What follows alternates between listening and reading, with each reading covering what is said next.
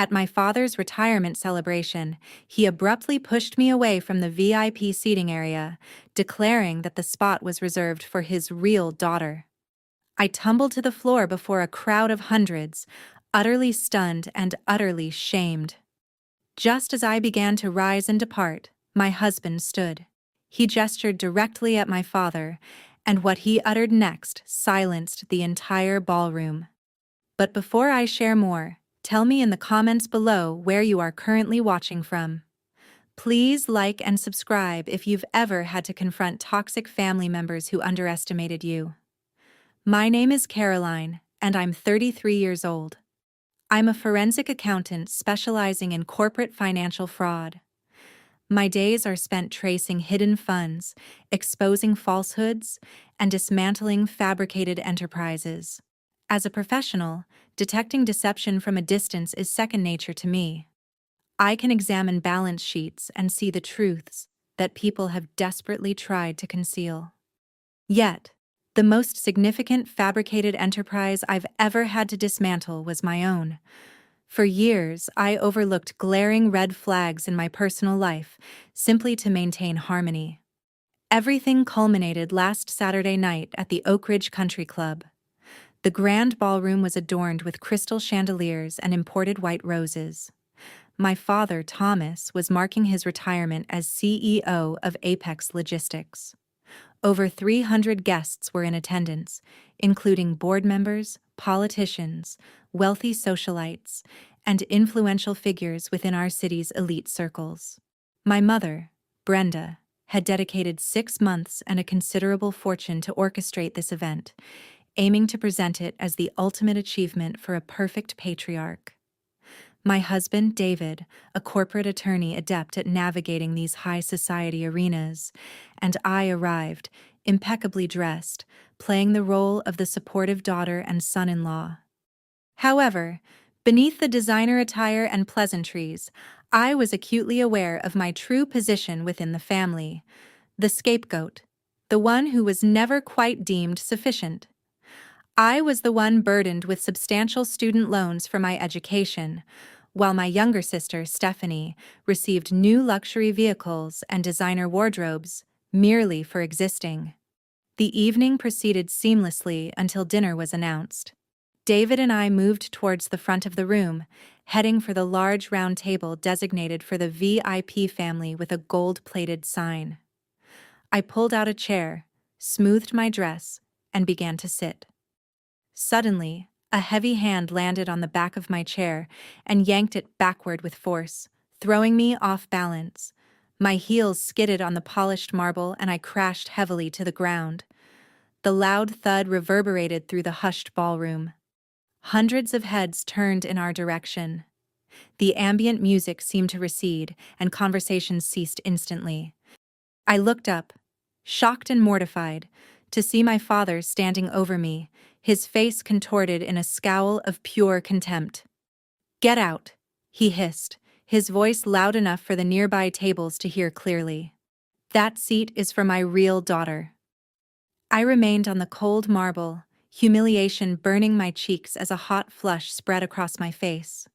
Through the grand double doors of the ballroom, my younger sister Stephanie made her entrance, clinging to the arm of her husband Terrence. Terrence, a tall, distinguished African-American man, concealed his duplicity behind a charming smile and bespoke Italian suits. He presented himself as a cryptocurrency entrepreneur, constantly boasting about his latest digital ventures. They were 45 minutes late, offered no apologies, and appeared quite pleased by the unfolding chaotic scene. My mother, Brenda, hurried over, her heavy silk gown rustling aggressively.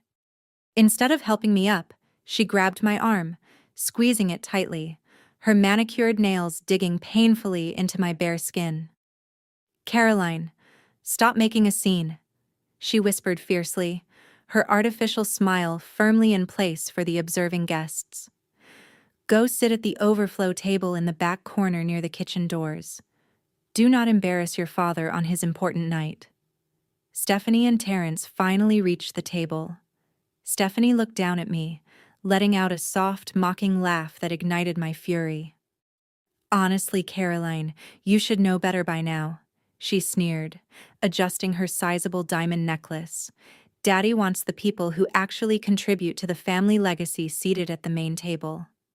Terrence chuckled, adjusting his expensive watch, which likely cost more than my first car. Yeah, let the real players sit where the money is, he added with a smug grin. I slowly pushed myself off the floor, my knees trembling with a potent combination of shock and pure, unadulterated rage. I looked at my father, the man who had supposedly raised me and provided for me. You are humiliating me over a chair, Thomas? I asked, my voice dangerously calm despite the adrenaline surging through my veins. After I paid my own way through life while you funded her endless shopping sprees and his fake tech startups. My father stepped closer, his breath reeking of expensive scotch and arrogant entitlement. You are just a bean counter, Caroline, he spat, dismissing my entire career in a single sentence. You do not understand how real wealth works. Terrence is a visionary. Stephanie represents the future of my legacy. You, on the other hand, are merely an obligation I endured for 33 years. Now, take your lawyer husband and retreat to the back, to the lower-level management where you belong. I brushed the dust from my dress, taking a deep breath to steady myself. For 33 years I had suppressed my pride, endured the emotional abuse, the evident favoritism, and the constant gaslighting. I had convinced myself that this was simply how my family operated and that I needed to be the mature one. However, hearing myself referred to as an obligation, seeing my mother's nod of agreement, and watching my sister revel in my public humiliation severed the very last thread of loyalty I held in my heart. I turned to David, ready to declare that we were leaving this toxic environment immediately. But David wasn't looking at me. His gaze was fixed directly on my father, his eyes cold, calculating, and utterly merciless. He stepped in front of me, shielding my body from my family, poised to drop a bombshell that would shatter their pristine, affluent world into a million irreversible fragments. David adjusted his tailored suit jacket with meticulous care. His movements were slow, deliberate, and entirely free of the chaotic rage that consumed my father.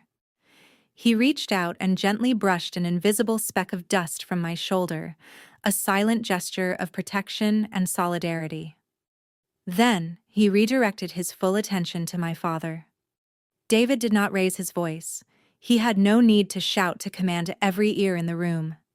As a top-tier corporate attorney, he possessed a vocal projection that commanded boardrooms and intimidated ruthless executives. The immaculate acoustics of the grand ballroom carried his words to every guest in the surrounding areas.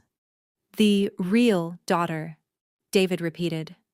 His tone was perfectly conversational yet sharp enough to slice through solid steel. And the visionary son-in-law. Those are truly fascinating words, Thomas, especially considering the spectacular events that unfolded this morning.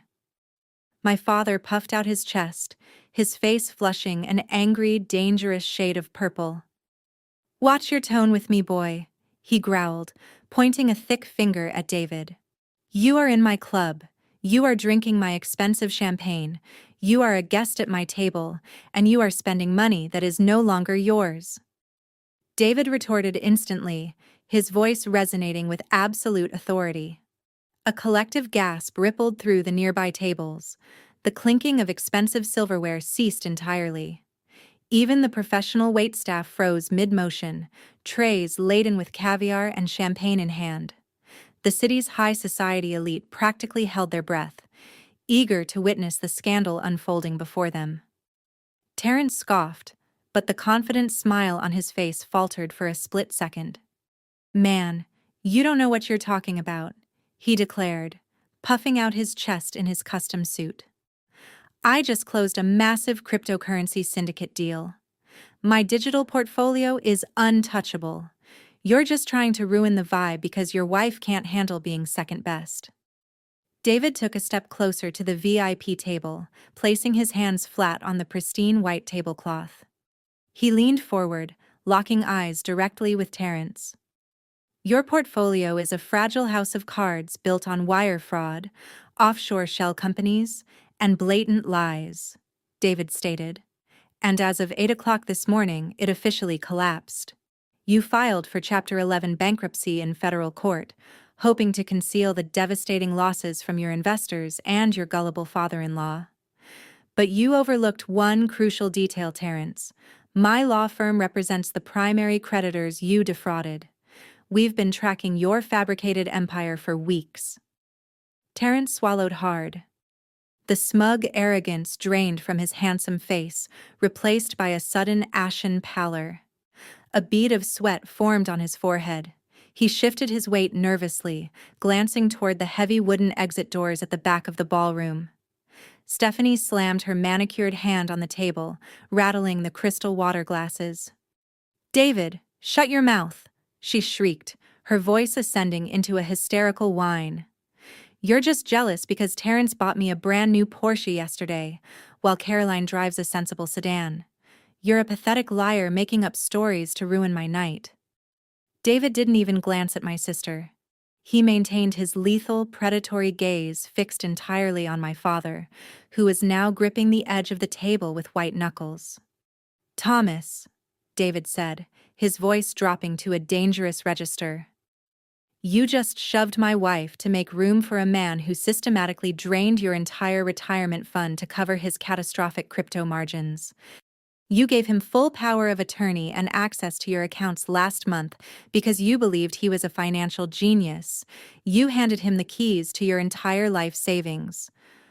"That's absurd," my mother Brenda hissed, her voice trembling with mounting panic. She grabbed my father by the arm, shaking it frantically. "Thomas, tell him he's lying.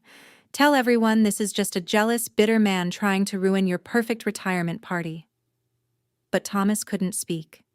He stared at Terrence, waiting for a denial, a laugh, an explanation. He waited for his golden son-in-law to put David in his place. The denial never came. "I highly suggest you check your phone, Terrence," David offered, stepping back and crossing his arms.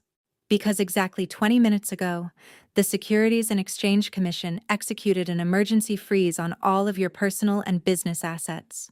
They also froze every single account connected to your fraudulent enterprises. That includes the Apex Logistics Executive Retirement Fund.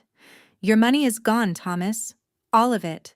Every last cent you saved for this glorious retirement has vanished into the blockchain void."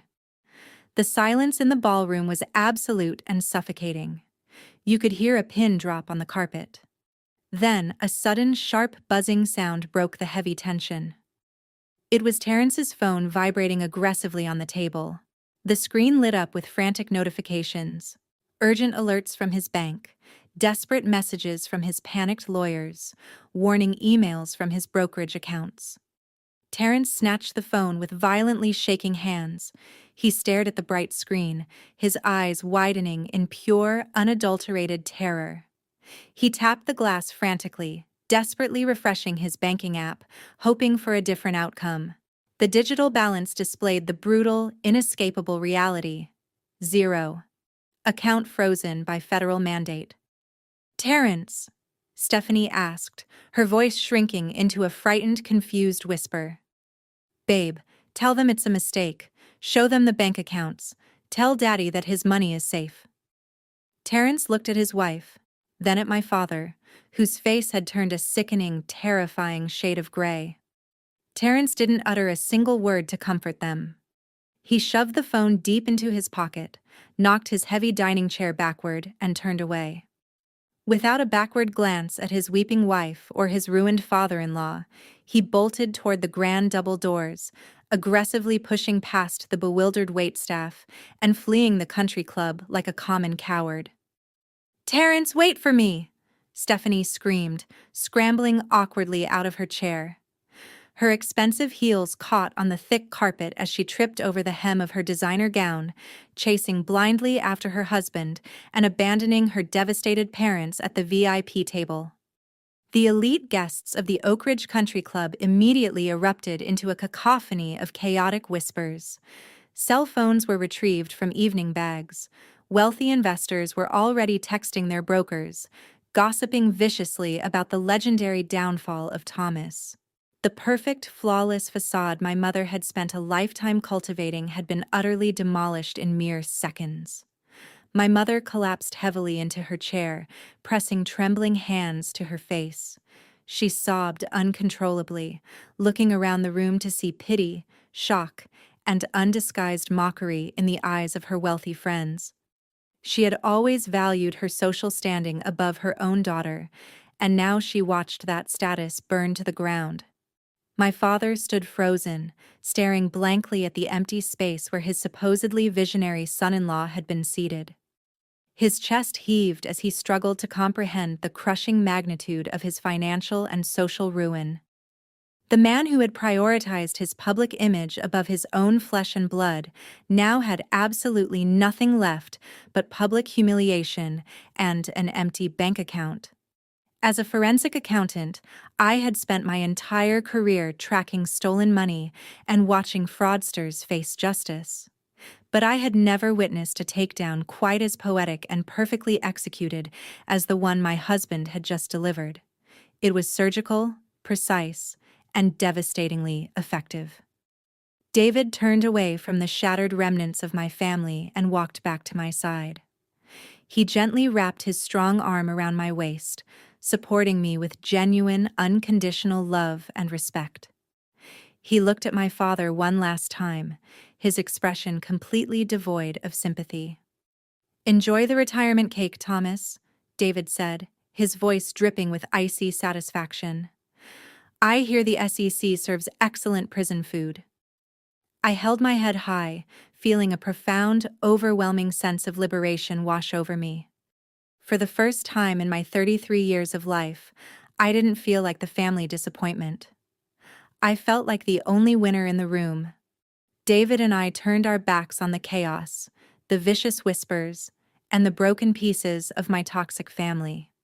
We walked out of the grand ballroom together, our heads held high, leaving them to drown in the very mess they had so arrogantly created. The morning after the spectacular collapse of my father's retirement party, the quiet hum of my 30th floor corner office felt like an absolute sanctuary. As a senior forensic accountant, my workspace was a temple of logic. Floor-to-ceiling glass windows overlooked the bustling city, offering a stark contrast to the chaotic emotional wreckage I had left behind at the country club. I was sipping my black coffee and reviewing a complex ledger for a corporate client when the heavy oak door to my office suddenly flew open, hitting the wall with a violent thud. My receptionist stood in the doorway, looking utterly panicked, but she was quickly shoved aside by a frantic, disheveled woman. It was my mother, Brenda. She looked absolutely nothing like the polished, arrogant socialite who had demanded I sit at the overflow table just 12 hours prior. Her designer makeup was smeared beneath her eyes, her hair was a tangled mess, and she was clutching a crumpled tissue in her trembling hands. She bypassed my receptionist and marched straight toward my desk, weaponizing her tears for maximum psychological manipulation. "Caroline, you have to fix this," my mother wailed, throwing herself into one of my leather guest chairs. She buried her face in her hands, sobbing loudly. "Thomas has been awake all night, clutching his chest. He's having heart palpitations. You are going to kill your father.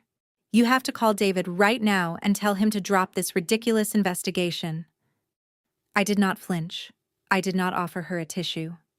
I simply set my coffee mug down on a coaster and looked at her with the same detached, analytical gaze I used when interrogating embezzlers. "David does not control the Securities and Exchange Commission, Brenda," I said, my voice completely flat. "Nobody can just pick up a phone and call off a federal freeze on frozen assets. That is not how the law works, and that is certainly not how federal investigations operate." My mother dropped her hands from her face, revealing dry eyes entirely devoid of real tears. The weeping mother facade vanished instantly, replaced by the vicious, demanding woman I had known my entire life. She slammed her hand flat against my glass desk. "Do not play stupid with me, Caroline," she hissed, her voice dripping with pure venom. "You know exactly what you are doing. You are just jealous. You have always been insanely jealous of your sister. You convinced your husband to dig into Terrence because you couldn't stand seeing Stephanie happy and wealthy. You are trying to destroy her marriage out of pure spite." I leaned back in my ergonomic chair, steepled my fingers, and let out a short, humorless laugh. "Jealous," I repeated, letting the word hang in the quiet office. "You think I'm jealous of a woman whose husband just flushed her entire future down a digital toilet? Let's get one thing perfectly straight, Brenda. I did not ask David to investigate Terrence. David triggered the legal avalanche based on the forensic audit that I conducted myself. I am the one who tracked the missing money. I am the one who found the offshore accounts. I am the one who handed the federal authorities the exact coordinates of every single dime Terrence stole from you and Thomas." My mother stared at me, her mouth opening and closing like a suffocated fish, the color completely drained from her face as the reality of my words set in. I was not just the lawyer's wife standing in the shadows. I was the architect of their downfall. "You did this," she whispered, her voice shaking with genuine horror this time. "You ruined your own family over a petty childhood grudge." "A petty grudge?" I asked, my tone dropping to a dangerous, icy whisper. "Let's talk about family support, Brenda. When I got accepted into my master's program, you and Thomas told me that paying for my tuition was a bad return on investment. You forced me to take out $80,000 in high-interest student loans. I worked 2 jobs, waiting tables until midnight, and studying until dawn just to keep a roof over my head. You told me that I needed to learn the harsh value of $1. I stood up from my desk, planting my hands on the glass surface, and leaned closer to her. "And do you know what you did exactly?" I continued, never breaking eye contact. "1 week later, you and Thomas bought Stephanie a brand new luxury SUV wrapped in a giant red bow, simply because she managed to graduate with a C average in a basic communications degree. You handed her the keys to a $90,000 vehicle while I was eating instant noodles to afford my textbooks. You told me I was an obligation while you treated her like royalty. Well, I learned the value of $1 just like you wanted. I learned how to trace them, how to audit them, and how to find exactly where rats like Terrence hide them." My mother stood up violently, knocking the heavy leather chair backward. Her face was twisted into a mask of pure, unadulterated hatred. "You are a monster," she spat, pointing a shaking finger at my face. "You are no daughter of mine. You are cold, calculating, and you are going to burn in hell for what you have done to this family." "I am just returning the exact same energy you invested in me," I replied calmly, reaching over to my desk phone. I pressed the intercom button connecting directly to the front lobby. "Security, please come to the 30th floor corner office. I have a trespasser who needs to be escorted out of the building immediately." My mother gasped, taking a step back as if I had physically struck her. "You are calling security on your own mother," she shrieked, her voice echoing off the glass walls. "You cannot do this to me." "I just did," I stated, walking around my desk and pointing toward the heavy oak door. "Your golden child is probably crying in a foreclosed mansion right now. I suggest you go comfort her, because your fake tears hold absolutely zero currency in my office." 2 broad-shouldered security guards appeared in the doorway seconds later, looking strictly professional. "Ma'am, you need to leave the premises immediately," one of the guards said, stepping toward my mother and gesturing toward the hallway. Brenda grabbed her designer purse, her chest heaving with furious, indignant rage. She glared at me, her eyes promising brutal retaliation. "You will pay for this, Caroline," she screamed as the guards firmly guided her by the arms out into the corridor. You and your smug husband are going to pay for tearing this family apart. I stood in the doorway of my office, watching them drag her kicking and screaming toward the glass elevators. The entire floor of accountants and analysts watched the spectacle in stunned silence. I simply turned around, walked back into my office, and closed the heavy oak door, shutting out the noise.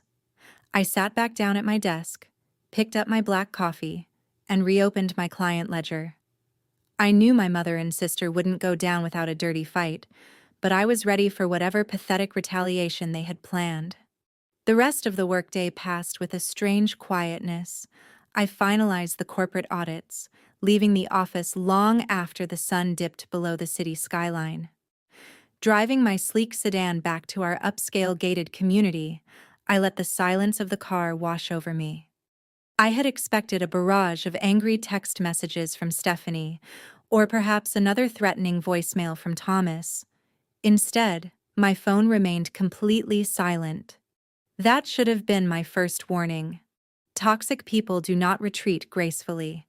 They simply regroup to strike where you least expect it.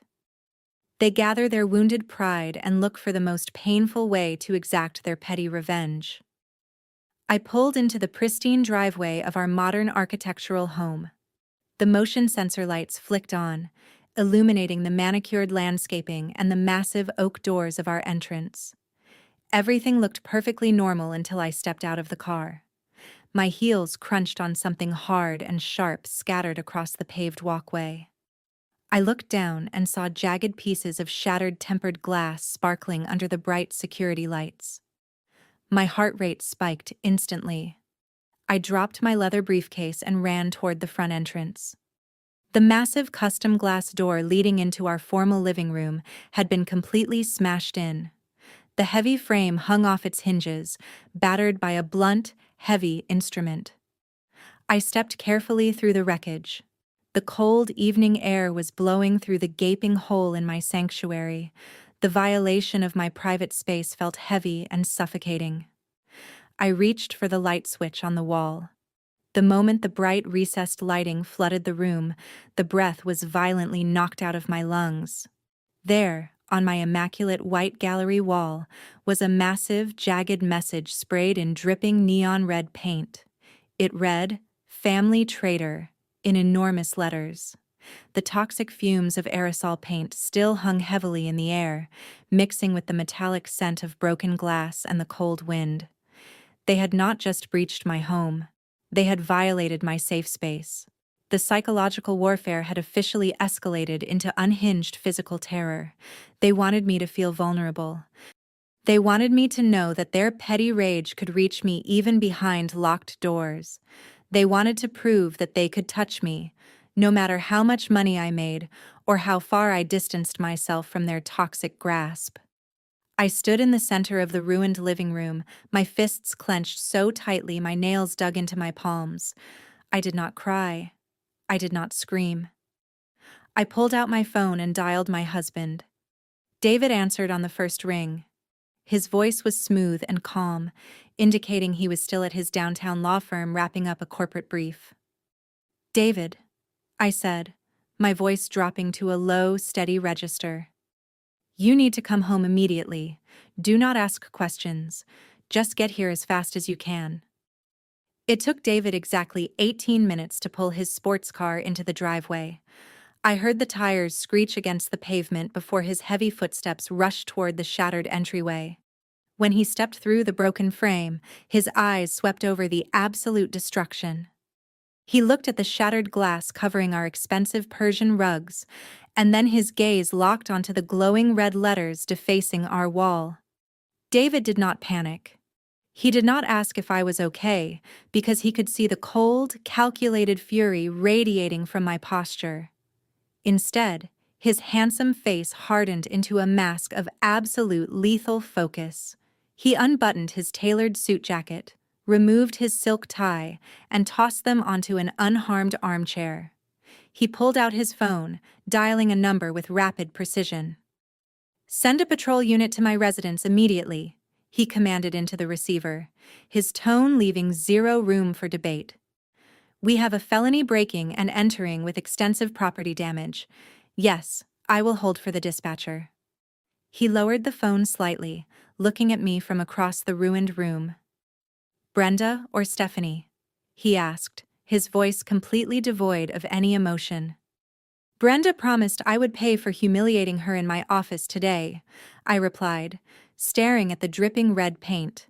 And Stephanie has the emotional maturity of a spoiled toddler throwing a massive tantrum because her credit cards are frozen. Take your pick. Either way, they just handed us a golden ticket. David ended the call with the police dispatcher and immediately dialed another number. This time, it was his private security contractor. I need a full tactical sweep of my property, he ordered, pacing across the ruined floor. I want high-definition motion tracking cameras installed at every possible entry point. I want reinforced security glass ordered tonight. And I want an armed detail parked at the end of my driveway until the new perimeter is completely secure. I am paying double your premium emergency rate, so get your best team here in 20 minutes. He ended the call and walked over to me. He gently brushed a stray piece of glass away from my shoulder, his touch a stark contrast to the violence surrounding us. They think this scares us, Caroline, he said, his eyes dark and promising absolute ruin. They think throwing a rock through a window and ruining a wall makes them powerful, but they just crossed the line from a petty family dispute into criminal trespassing and felony vandalism. The distant wail of police sirens began to echo through our quiet neighborhood, growing louder by the second. I looked up at the red letters defacing our wall and let out a sharp, humorless laugh. They really are remarkably stupid, I said, shaking my head. They spent 33 years calling me a disappointment, but they forgot what I actually do for a living. I build airtight federal cases out of tiny, fractured pieces of evidence. David smiled, a chilling, predatory expression that would make any opposing corporate counsel sweat. The police are here to file the property damage report, he said, stepping toward the front door to greet the flashing blue and red lights. But tomorrow morning, we are filing a restraining order against your mother and your sister. And then, we are going to use this police report to subpoena their cellular location data to prove exactly who held that spray can. I watched the uniformed police officers step carefully through our shattered front door, their flashlights illuminating the wreckage. Brenda and Stephanie wanted to play dirty. They wanted to terrorize me into submission, but they had just handed a forensic accountant and a corporate attorney the exact criminal evidence needed to destroy them without a single ounce of mercy. The morning sunlight streamed through the newly installed reinforced security glass of my entryway, casting long, sharp shadows across the immaculate hardwood floor. I was standing in the kitchen pouring a fresh cup of espresso, enjoying the absolute tranquility of my Saturday morning. The heavy, suffocating drama of my toxic family seemed miles away, completely neutralized by the solid boundaries and high-tech security perimeter my husband had established. But peace is a fragile illusion when dealing with desperate people who have just lost everything. The sudden violent pounding against the front door shattered the quiet, echoing through the house like a physical blow. The impact was so aggressive that the thick, reinforced glass shuddered in its steel frame. I did not jump. I did not drop my coffee. I simply placed my mug on the granite counter and walked purposefully toward the security control panel mounted on the hallway wall. The high-definition surveillance monitors displayed a chaotic, pathetic scene unfolding on my front porch. It was my younger sister, Stephanie, and her fraudulent husband, Terrence. The flawless, wealthy facade they had paraded around the country club just a few nights ago had entirely melted away, leaving behind the raw, ugly desperation of cornered animals. Stephanie was pacing wildly, her designer trench coat wrinkled and hastily buttoned over what looked like luxury pajamas. Her hair was unbrushed, and her face was streaked with yesterday's expensive makeup. Terrence looked even worse. The self-proclaimed visionary entrepreneur was sweating profusely, his custom-tailored suit jacket missing, and his silk shirt untucked. He was hammering his heavy fists against the shatterproof glass, his face contorted in a mask of unhinged rage. I pressed the silver button on the intercom panel, allowing my voice to project through the exterior speakers with crisp authority. "Can I help you two find directions to the nearest bankruptcy attorney?" I asked, my tone completely devoid of emotion. Stephanie froze, her head snapping toward the camera lens. Her eyes were wide and bloodshot, burning with a furious, frantic energy. "Open this door right now, Caroline!" she shrieked, her voice pitching into a hysterical wail that the thick glass mercifully muffled. "You have ruined my entire life. You destroyed our family company, and you are going to stand there and fix it. Open the door." I unlocked the deadbolts with a heavy, satisfying click and slowly pulled the massive door open, stepping out onto the porch. I crossed my arms and stood my ground, the cool morning air washing over me. I had an armed security detail parked discreetly at the end of my street, and high-resolution cameras recording every single movement and word. I was legally and physically untouchable, and I wanted them to feel the crushing weight of that reality. "I did not ruin your life, Stephanie," I replied, my voice dropping to a dangerous, icy calm. "Your husband ruined your life the exact second he decided to use the executive retirement fund of our father as his personal offshore piggy bank. I simply turned on the lights so the federal authorities could see the roaches scurrying across the floor." Terrence shoved violently past my sister, closing the physical distance between us in 2 aggressive strides. He loomed over me, attempting to use his height and broad shoulders to physically intimidate me into submission. The polished, sophisticated businessman act was completely gone, replaced by the crude, thuggish desperation of a con artist whose massive Ponzi scheme had just imploded. "You listen to me very carefully, you arrogant little bean counter," he growled, jabbing a shaking finger mere inches from my face. "You are going to walk back into your fancy office.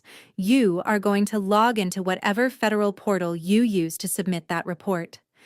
You are going to contact the Securities and Exchange Commission, and you are going to retract that fraudulent audit immediately. You will tell them you made a massive accounting error, and you will drop this entire investigation today." I looked at his trembling finger and let out a cold, dismissive laugh that made his jaw clench in fury. "You clearly have absolutely zero understanding of how federal financial regulations work, Terrence," I stated, leaning forward instead of backing away. "You cannot simply pick up a phone and hit the undo button on a multi-million-dollar federal wire fraud investigation. The forensic audit I submitted to the authorities contained over 50 pages of irrefutable digital evidence. I handed the government your bank routing numbers, your encrypted transaction logs, and the exact coordinates of the Cayman Island shell accounts you used to funnel the stolen logistics revenue. The money trail is carved in digital stone, and your pathetic threats cannot erase mathematics." Stephanie grabbed Terrence by the arm, pulling him back slightly, her face pale with pure terror. "Tell them it was a misunderstanding," she pleaded, stepping toward me with desperate, tear-filled eyes. "Tell them Daddy authorized those financial transfers. If you do not call off the investigation, Terrence is going to go to federal prison. They are threatening to seize my sports cars and my diamond jewelry, Caroline. You are my flesh and blood sister. You cannot do this to me. You have to save my husband." I looked at my sister, marveling at the sheer, staggering depth of her narcissistic delusion. "You genuinely believe this is about your jewelry, Stephanie?" I asked, shaking my head in absolute disbelief. "You spent your entire life treating me like absolute garbage because Thomas and Brenda convinced you that you were the center of the universe.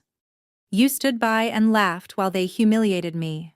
You watched them hand you everything on a silver platter while I fought tooth and nail for basic respect. And now that your fraudulent husband has finally burned your precious golden kingdom to the ground, You expect me to risk my professional license and commit federal perjury to save your designer handbags. Terrence completely lost what little sanity he had left. He lunged forward aggressively, grabbing the collar of my silk blouse with a violent yank.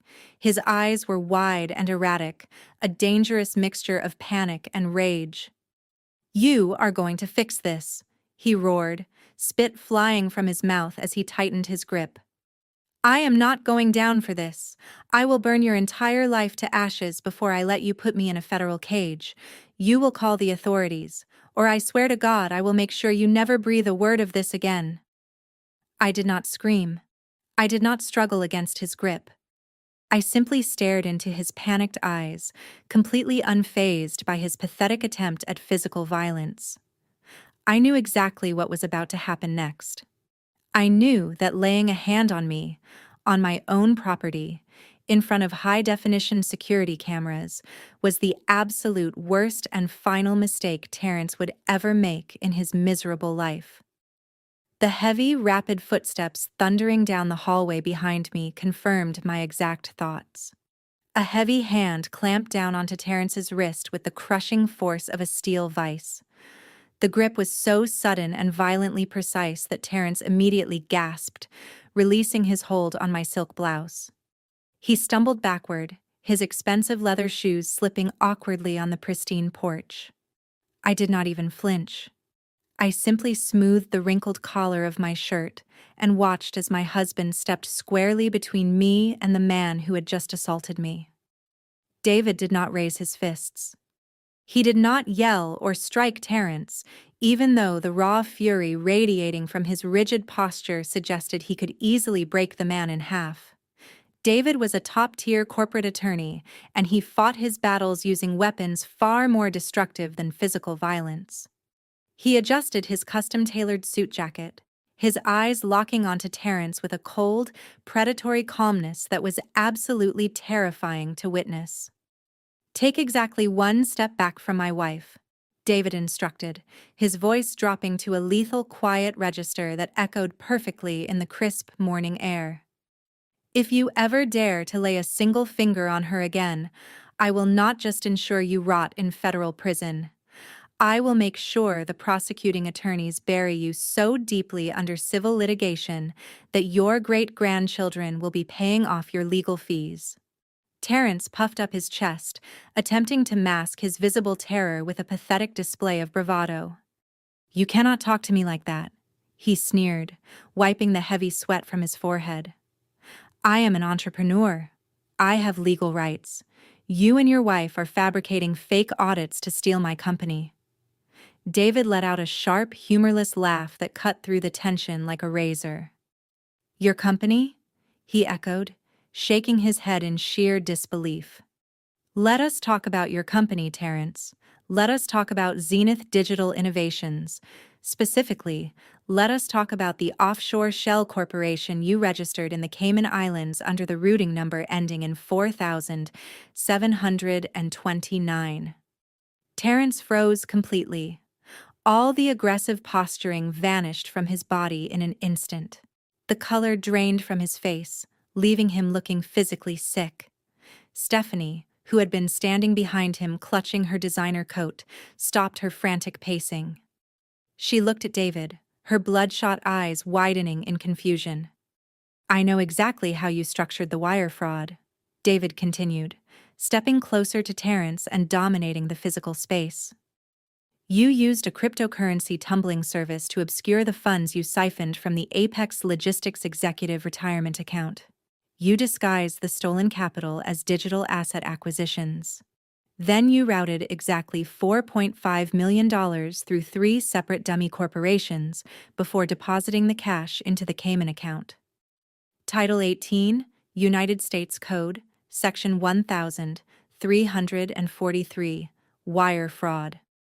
That carries a penalty of up to 20 years in federal prison per count, Terrence, and I personally documented 17 separate illegal transfers. Terrence was visibly trembling now, his breath coming in shallow, frantic gasps. He looked wildly around the property as if searching for an escape route that simply did not exist. David was mathematically and legally eviscerating him right on my front porch, and there was absolutely no defense against the cold, hard facts. David was not finished. He turned his piercing gaze toward my sister, who was shaking her head in violent denial. "And you, Stephanie," David said, his tone lacking even a single ounce of pity. "You stand here demanding that Caroline save your luxurious lifestyle and your fake diamond jewelry. You blindly defend a man who has not only defrauded your father, but is actively stealing from you." "What are you talking about?"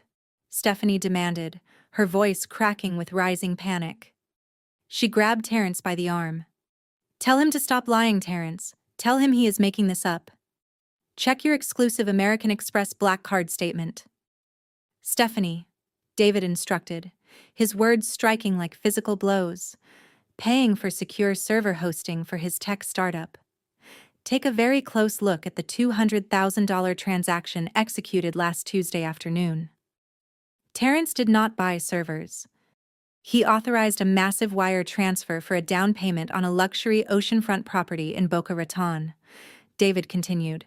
Stephanie gasped, stepping away from her husband as if she had been burned. Terrence reached out for her, but she violently slapped his hand away. "The deed is not in your name, Stephanie," David stated mercilessly, finalizing the absolute destruction of her perfect fake marriage. "The property is legally registered to a 24-year-old fitness model named Jasmine Carter. Did Terrence tell you he was flying to Miami for a blockchain summit last week? He lied. He was picking out imported Italian marble countertops with his mistress using the exact credit line you guaranteed with your signature." The psychological break in my sister was immediate and devastating to witness. The sheer cognitive dissonance of realizing her golden life, her perfect marriage, and her limitless wealth were all a complete fabricated illusion was simply too much for her fragile, narcissistic mind to process. Instead of confronting the lying, fraudulent criminal standing right next to her, Stephanie reverted to her oldest and most reliable coping mechanism. She targeted the family's scapegoat. She lunged past David, her face contorted with unhinged manic rage. "You set this up!" Stephanie screamed, spittle flying from her lips as she aimed all of her fury directly at me. "You forged those bank records. You hired someone to fake that property deed. You have always been insanely jealous of me, and now you are trying to destroy my marriage with your disgusting lies." Before David could intercept her, Stephanie swung her arm wildly and slapped me hard across the left side of my face. The sharp, stinging crack echoed loudly across the porch. My head snapped to the side from the sheer force of the impact.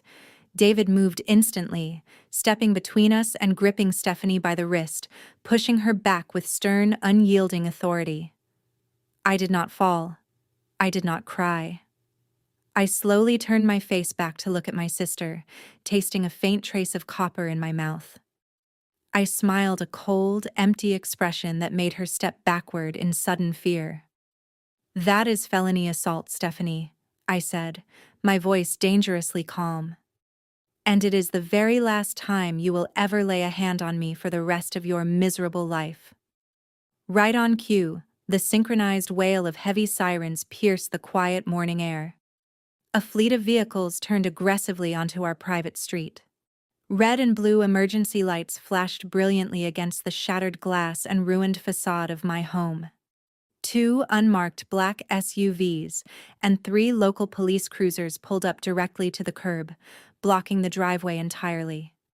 My armed security detail stepped aside, lowering their weapons as several federal agents wearing tactical jackets stepped out of the vehicles alongside uniformed police officers. They marched briskly up the walkway, their expressions strictly business. Terrence let out a pathetic whimpering sound, taking a desperate step backward until his spine hit the brick column of my house. There was nowhere left to run. The fake empire had officially collapsed, and the bill had finally come due. Terrence Miller, one of the leading federal agents, announced, pulling a set of heavy steel handcuffs from his tactical belt. We have a federal warrant for your arrest on multiple charges of wire fraud, money laundering, and criminal conspiracy. Turn around and place your hands behind your back immediately." At the exact moment the federal agents shoved Terrence into the back of their black SUV, his expensive Italian leather shoes scraping against the pavement, the heavy door slammed shut with a definitive metallic clank, sealing his fate. Stephanie did not run after the vehicle. She did not pull out her phone to call a high-powered defense attorney. She did not even ask the lead federal agent where they were taking the father of her future children. Instead, as the convoy of flashing red and blue lights disappeared down our tree-lined street, my sister did what any cornered narcissist does when their fake reality shatters. She reached into her designer trench coat, pulled out her smartphone, and immediately opened her social media platforms. Within 2 hours of her husband being hauled away in handcuffs, Stephanie initiated a live broadcast that would go down in our family history as the most unhinged digital performance of the decade. David and I sat in our kitchen, watching the catastrophe unfold on my tablet. We had instructed our armed security detail to escort her off our property earlier, so she was broadcasting straight from the grand foyer of our parents' foreclosed mansion. The production value of her victimhood was truly staggering. Stephanie had clearly spent those 2 hours intentionally smearing her expensive mascara to look sufficiently traumatized. The lighting in the hallway cast long, dramatic shadows across her pale face. She stared into the camera lens with wide, tear-filled eyes, her bottom lip quivering in a perfectly calculated display of sheer desperation. "My name is Stephanie, and my family is currently under a malicious targeted attack," she began, her voice cracking with practiced theatrical grief. "I am coming to you live because the truth needs to be heard before the media twists this story. My own sister Caroline and her ruthless corporate lawyer husband have orchestrated a massive, illegal conspiracy to steal our family logistics company. They just sent federal agents to my house to arrest my husband Terrence on completely fabricated charges." David took a slow sip of his espresso, watching my sister completely perjure herself in real time. "She is really doubling down on the innocent wife routine," he noted, his tone thoroughly amused. "I suppose admitting your husband bought a beachfront property for his 24-year-old mistress using your platinum credit card does not generate the same level of internet sympathy." Stephanie continued her broadcast, wiping away a single, strategic tear. "Caroline has always been insanely jealous of me. She has hated me since we were children because our parents loved me and supported my dreams. She is a bitter, ungrateful woman who could never succeed on her own merits. So she married a shark attorney, and they forged financial documents to frame Terrence. They hacked into his crypto accounts, planted fake evidence, and tipped off the authorities just to ruin my marriage and seize control of my father's hard-earned legacy." The digital engagement on her video skyrocketed. Within minutes, thousands of people were watching the live stream. The comment section scrolled past at a dizzying speed, filled with gullible internet strangers offering their blind support to the weeping, wealthy socialite. They called me a monster. They labeled David a corrupt legal predator. They demanded justice for Terrence, spinning the narrative into a tragic tale of an innocent minority entrepreneur being targeted by a vicious corporate conspiracy. But the absolute worst part was not the strangers on the internet. It was the immediate, vicious reaction from our extended family. My phone began vibrating aggressively against the granite countertop. The family group chat, which I had muted years ago, suddenly exploded with toxic vitriol. My aunt sent a massive paragraph accusing me of tearing the family apart out of pure spite. My cousins, who had spent the last decade comfortably leeching off my father's wealth, flooded my inbox with vile, threatening messages. They called me a backstabbing snake. They said I was a disgrace to our bloodline. They demanded I drop the fake charges immediately, or they would personally ensure I was excommunicated and publicly ruined. They fully believed Stephanie and her delusional narrative because acknowledging the truth meant acknowledging that the family bank account was permanently empty. "Look at this," Stephanie cried into the camera, holding up a framed photograph of our parents. "My father is a good, honest man who built an empire from nothing. He gave Caroline everything she ever wanted, and this is how she repays him. She is trying to send an innocent man to federal prison and throw her own parents out onto the street. Please share this video. Please help me expose Caroline for the treacherous sociopath she truly is." I watched the viewer count cross the 50,000 mark. The sheer volume of hatred directed at me was staggering. Any normal person might have cracked under the immense weight of a public smear campaign.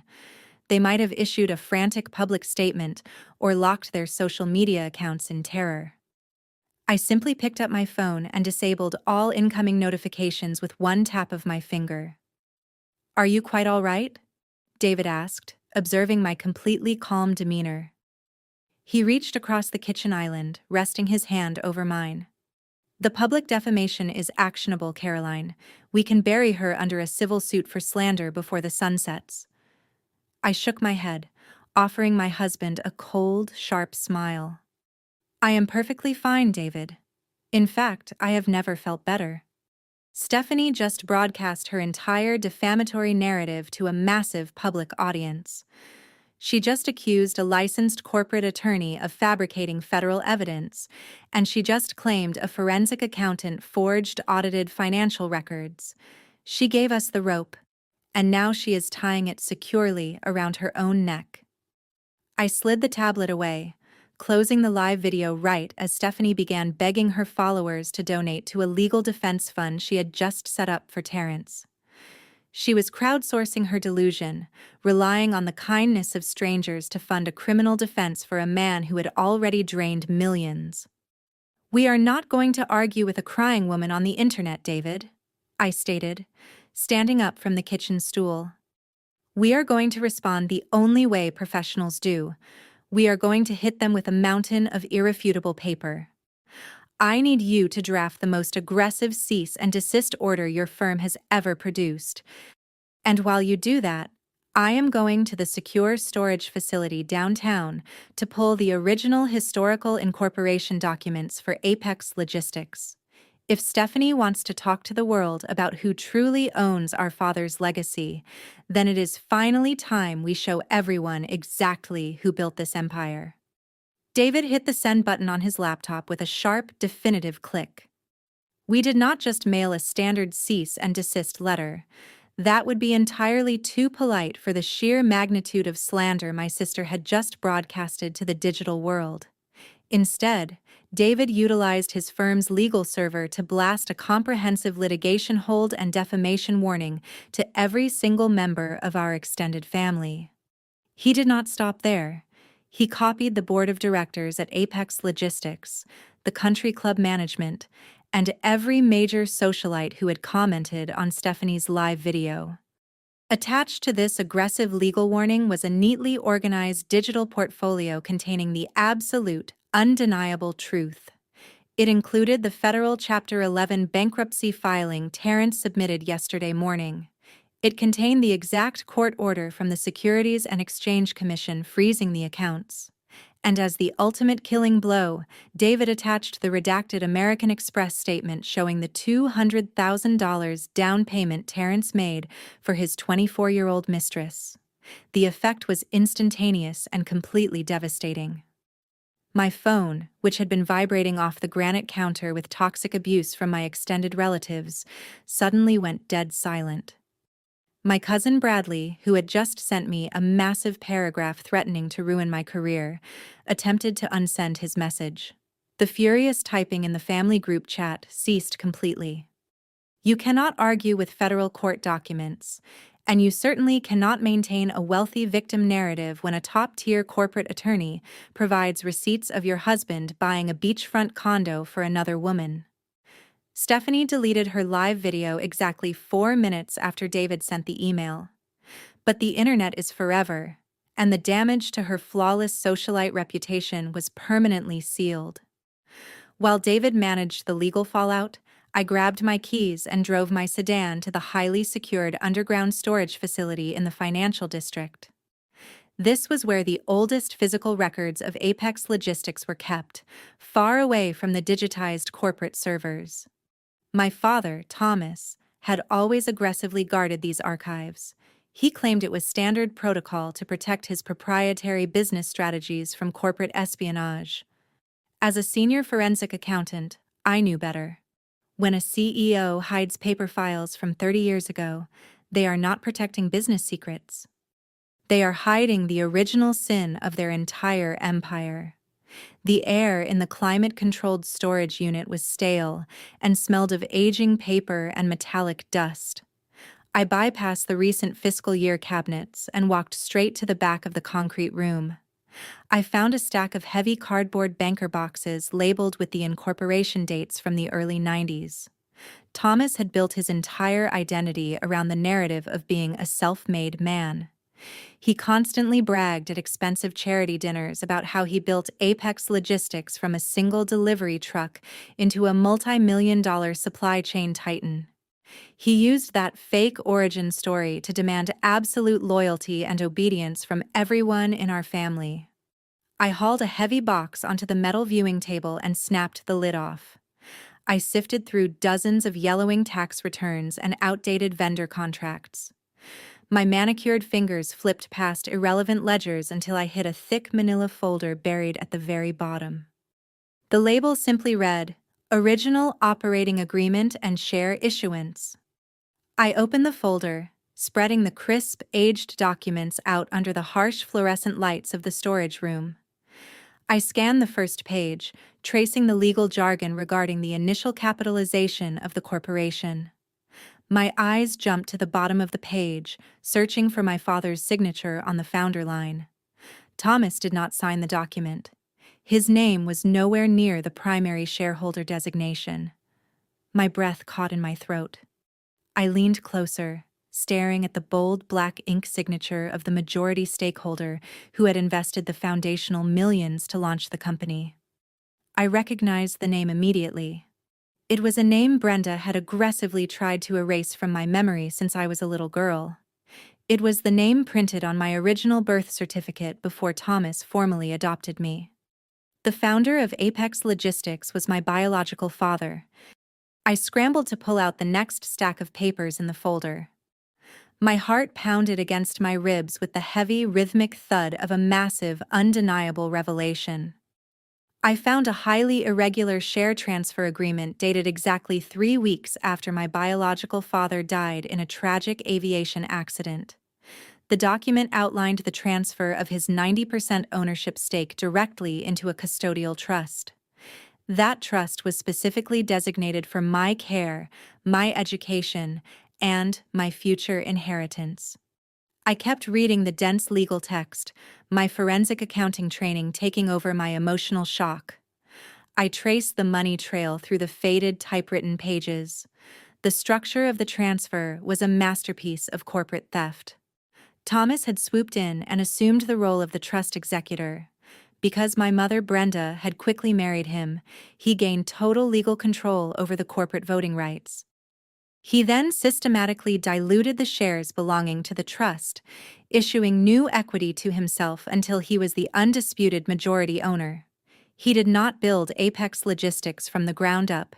He hijacked a fully operational, highly profitable enterprise from a dead man, and he used the corporate profits generated by my biological father to fund his own arrogant lifestyle. The realization hit me with the devastating force of a freight train. Every single luxury car Thomas bought for Stephanie was paid for by my stolen inheritance. The country club memberships, the designer wardrobes, the sprawling mansion where I was treated like a second-class citizen. All of it was financed by the very trust fund Thomas had legally plundered from me. He had spent 33 years calling me an obligation. He had shoved me to the floor and told me I was not his real daughter while he was literally standing on an empire built by my real father. I carefully photographed every single page of the documents with my encrypted phone, ensuring the flash captured the notary stamps and dates perfectly. I placed the fragile papers back into the manila folder and returned the box to its exact position on the shelf. I did not cry. I did not feel an ounce of grief or sadness for the childhood that was stolen from me. I felt the cold, calculated thrill of a predator who had just found the exposed jugular of their prey. Thomas thought he was a genius for hiding his massive corporate theft in a dusty basement archive, but he made the fatal mistake of raising a forensic accountant and pushing her entirely past the point of no return. He had stolen my legacy to build a golden throne for his spoiled daughter. Now I had the exact weapon I needed to repossess my empire and leave him with absolutely nothing. The conference room at my husband's law firm was designed to intimidate opposing counsel.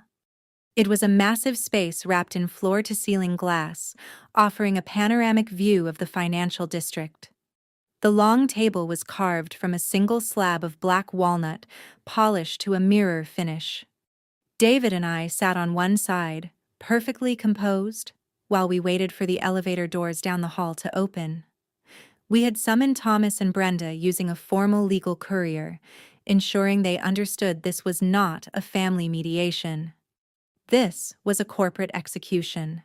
When my mother and the man I had called my father for 3 decades finally stepped into the room, they looked like hollow shells of the arrogant socialites who had humiliated me at the country club. The federal arrest of their golden son-in-law had completely shattered their public image. Brenda wore a pair of oversized designer sunglasses indoors, desperately trying to hide her swollen eyes. Thomas walked with a rigid, tense posture, his jaw clenched so tightly the muscles in his face twitched. He pulled out a chair for Brenda and sat down across from us, crossing his arms in a pathetic display of defiance. "You have exactly 10 minutes, Caroline," Thomas growled, his voice rough and exhausted.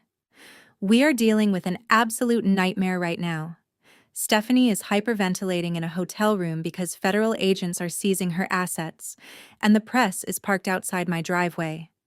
Tell your husband to call it off so we can handle this quietly as a family." I did not speak right away.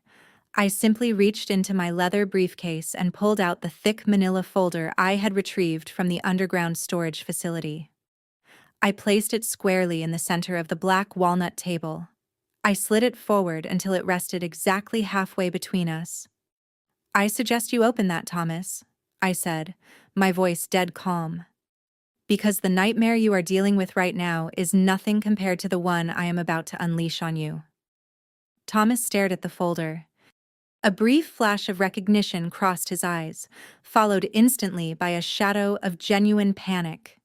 His arrogant posture faltered for a fraction of a second. Brenda reached out with a trembling hand and flipped the folder open. She looked down at the 30-year-old incorporation documents and the original trust fund agreement. The color drained entirely from her face, leaving her looking physically ill. She dropped the papers as if they were actively on fire and pressed her hands over her mouth. "You went into the company archives," Thomas stated, his voice dropping to a low, dangerous growl. "You had absolutely no authorization to access those restricted corporate files." "I am a senior forensic accountant investigating a federal wire fraud case," I replied, resting my hands on the table. "The authorities grant wide latitude when tracking stolen money, but we are not here to discuss Terrence today. We are here to discuss my biological father. We are here to discuss how you hijacked a highly profitable logistics enterprise from a dead man and systematically looted my private trust fund to finance your lavish lifestyle." I expected Thomas to deny it. I expected him to spin a complex web of corporate lies or blame the attorneys who drafted the paperwork. Instead, Thomas leaned back in his heavy leather chair and let out a cold, bitter laugh. He looked at me with a level of pure, unadulterated hatred that finally explained my entire miserable childhood. "You think you uncovered some massive, brilliant conspiracy," he mocked, shaking his head. You think you are a genius for finding a few old contracts. Let me tell you exactly what those papers mean, Caroline. They mean your mother was a filthy cheat. Brenda squeezed her eyes shut, letting out a pathetic whimper, but Thomas ignored her entirely. Your biological father was my business partner, Thomas continued, his voice dripping with venom. We built the foundation of that logistics company together. But he was not just my partner. He was the man your mother decided to sleep with behind my back. She betrayed me. She humiliated me. And when he died in that aviation accident, she came crawling back to me begging for forgiveness because she was pregnant with his bastard child. She was pregnant with you. The sheer toxicity of the revelation hung heavily in the sterile air of the conference room. I looked at Brenda, who refused to meet my gaze. She had spent 33 years acting like a victim, allowing Thomas to emotionally abuse me because she was too cowardly to face the consequences of her own infidelity. I took you in, Thomas spat, leaning forward and slamming his hand on the table. I gave you my last name to save this family from public disgrace. I kept the secret to protect my reputation. But you look exactly like him, Caroline. Every single day for 33 years I had to look at your face and see the man who slept with my wife. You were a walking, breathing reminder of my ultimate humiliation. David shifted slightly in his chair, his eyes locking onto Thomas with lethal intensity. So you decided to steal her inheritance as compensation, David stated, his voice dangerously quiet. You committed corporate theft and fiduciary fraud to punish a child for the sins of her parents. It was not theft, Thomas shot back, his pride overriding any sense of legal danger. It was a tax. It was the price she owed me for keeping a roof over her head. Her father left a massive trust fund and 90% of a lucrative company. Do you really think I was going to let the bastard child of a traitor inherit an empire while my own biological daughter got nothing? Absolutely not. Thomas pointed a shaking finger at me, his face twisted into a mask of pure, malicious triumph. I drained every single cent of that trust fund, Thomas confessed proudly.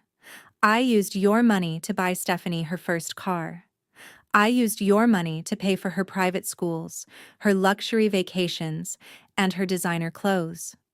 I diluted your corporate shares and transferred them to myself so I could build the life my real daughter deserved. You paid for everything Stephanie has. You funded the entire golden life of the sister you despise so much. And I do not regret a single second of it. I took what was rightfully mine for enduring the miserable burden of raising you. He sat back, crossing his arms with a smug, satisfied grin. He actually believed he was the victim. He genuinely thought that his wounded ego justified decades of financial exploitation and psychological abuse. I looked at the man who had spent my entire life demanding my respect while secretly robbing me blind. I did not feel hurt. I did not feel the crushing weight of betrayal. The knowledge that I was not biologically related to this toxic monster was the greatest gift he could have ever given me. I picked up my pen and tapped it gently against the polished wood of the table. That is a fascinating confession, Thomas, I said, offering him a cold, razor-sharp smile. You just admitted to fiduciary fraud, embezzlement, and the misappropriation of a minor trust fund. And you did it sitting inside the conference room of a top-tier corporate law firm while my husband took detailed notes. I watched the color drain from Brenda's face. She had spent my entire life playing the victim, but there was no hiding behind her tears anymore. I leaned forward, resting my elbows on the polished black walnut table. You actually believe your wounded ego justifies stealing from a child? I said, my voice echoing in the massive glass room. You stole my father's legacy to fund Stephanie's designer handbags. You committed fiduciary fraud and embezzlement. You drained a minor's trust fund to buy your own biological daughter a golden life. And you are arrogant enough to confess to these federal crimes right in front of a corporate attorney who is currently recording every single word you say. David tapped his sleek silver pen against his legal pad. Title 18, United States Code Section 1341, David said smoothly. Fraud and swindles combined with misappropriation of fiduciary funds, you are looking at a mandatory minimum of 20 years, Thomas. And that does not even factor in the civil penalties we will seek for the theft of Caroline's original shares. Brenda let out a sharp gasp. She grabbed Thomas by his jacket sleeve, her designer rings digging into the expensive fabric. Thomas, tell them you are joking, she pleaded, her voice cracking with sheer panic. Tell them you have a defense. They are going to send you to federal prison and leave me with absolutely nothing. I expected Thomas to panic. I expected the realization of his legal peril to finally break his massive, suffocating ego. I expected him to beg for a settlement, to offer me whatever remaining liquid capital he had hidden away to keep this out of federal court. Instead, Thomas let out a low, dark chuckle. The sound was entirely devoid of fear. He gently removed Brenda's trembling hand from his sleeve and adjusted his collar.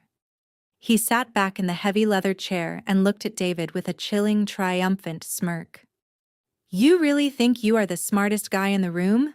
Thomas mocked, his voice dripping with pure condescension. You think you can walk into my life, audit my accounts, and threaten me with federal prison?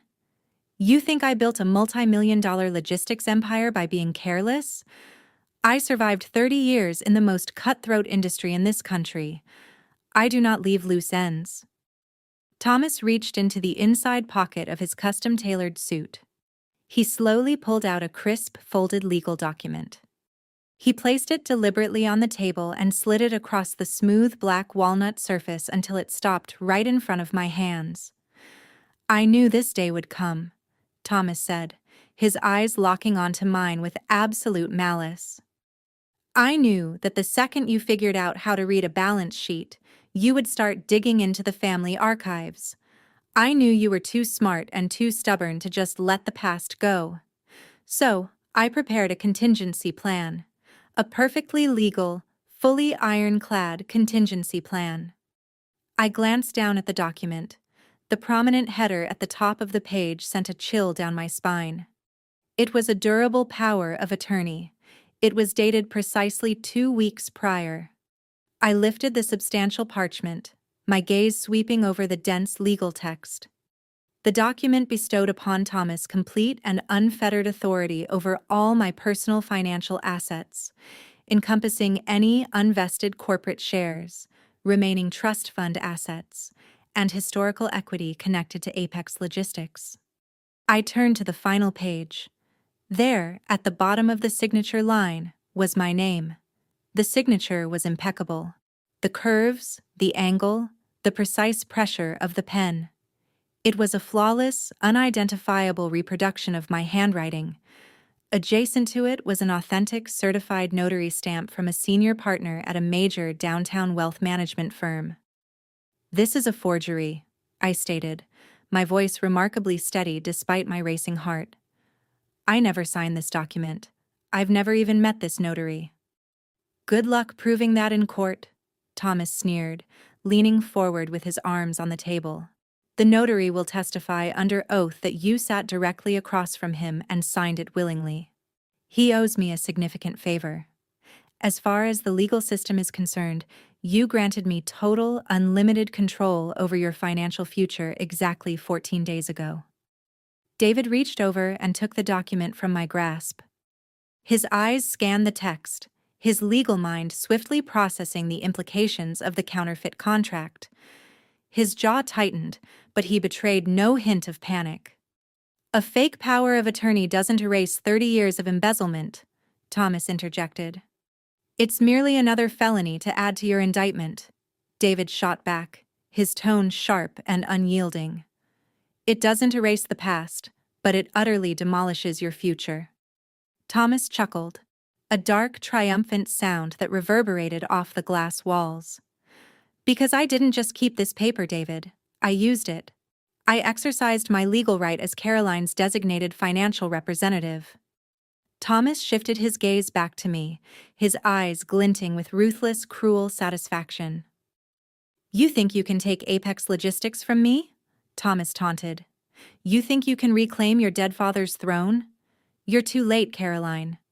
Yesterday morning, while you and David were busy harassing my distraught wife in your office, I executed a massive corporate transfer. I took every original share linked to your name, every bit of equity that rightfully belonged to your trust fund, and I legally transferred it all. Transferred it where? David demanded, his voice dropping to a dangerous, chilling level. To Zenith Digital Innovations. Thomas grinned, revealing his teeth. I transferred your entire birthright directly into Terrence's cryptocurrency enterprise. I dispersed your shares into his offshore holding accounts in the Cayman Islands. They are entirely digitized, decentralized, and completely beyond your reach.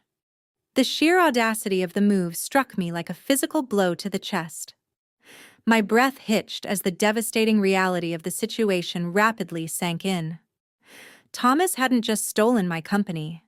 He had weaponized my own identity to do it. He had forged my signature to legally hand over my multi-million-dollar legacy to the very man currently in— You gave it to Terrence? I asked, my voice dangerously quiet. You transferred the remaining equity of Apex Logistics to a man the FBI just arrested for massive wire fraud. Precisely, Thomas beamed, leaning back and crossing his arms behind his head. Terrence's accounts are completely frozen by the Securities and Exchange Commission. His assets are ensnared in an endless, convoluted federal quagmire. It will take the government a decade to untangle his digital blockchain mess, which means your shares are trapped in federal purgatory, Caroline. You can't touch them. You can't sell them. You can't use them to seize control of my board of directors. Thomas rose from the heavy leather chair, buttoning his suit jacket with a slow, deliberate motion. He looked down at me, relishing what he perceived as his ultimate, undeniable triumph. You wanted to play corporate warfare with me, Thomas said, his voice dripping with arrogant finality. You thought you could drag me into a law firm and force me to surrender, but you're just a naive little accountant, Caroline. I am the king of this empire, and I will burn it to the ground before I ever let you sit on the throne. Enjoy spending the next 10 years fighting the federal government for your stolen shares. Let's go, Brenda. Thomas turned on his heel and marched towards the heavy oak doors of the conference room. Brenda scrambled to her feet, clutching her designer purse, and rushed blindly after him, desperate to escape the toxic fallout. The heavy doors clicked shut behind them, leaving David and me alone in the expansive glass room. The silence was deafening. Thomas had just executed a flawless legal checkmate. He had used my own name to lock my legacy within a federal vault, ensuring I could never use it against him. He believed he had entirely neutralized our attack. He thought he had permanently outmaneuvered the forensic accountant and the corporate lawyer. David slowly placed the forged power of attorney back onto the black walnut table. He did not look defeated. He regarded the document with a cold, calculating precision. I looked at my husband, my mind rapidly sifting through thousands of digital ledgers and encryption codes. Thomas thought he had trapped us in a dead end, but he overlooked one crucial detail regarding digital currency and federal seizures. Nothing on the blockchain is ever truly inaccessible if you know precisely how to crack the code. The game wasn't over. The board had just completely shifted. We left the glass conference room and drove directly to our secure home office. The sun had long set over the city skyline, but our night was just commencing. My husband had constructed a fortress of legal protection around us, but now we needed the raw digital ammunition to detonate Thomas and his fabricated empire. I walked into my workspace and powered up my triple monitor array. This was no longer a boardroom negotiation. This was a digital war zone, and forensic accounting was my absolute, undisputed territory. My phone vibrated violently against the desk. It was an automated alert I had discreetly configured on the Apex Logistics employee portal months ago, just in case my so-called father. The notification flashed across my screen in stark red text. A massive, unauthorized data purge was actively executing across the primary Apex corporate servers. Thomas wasn't just sitting back, admiring his forged power of attorney. He had hired a black hat contractor to completely wipe the historical databases. He was actively destroying the original ledger entries, the digital trust fund receipts, and the precise transactional history that proved he stole the company from my biological father. David leaned over my shoulder, his eyes following the rapidly disappearing files on the monitor. "He's burning the digital evidence," David stated, his voice tight with sharp calculation.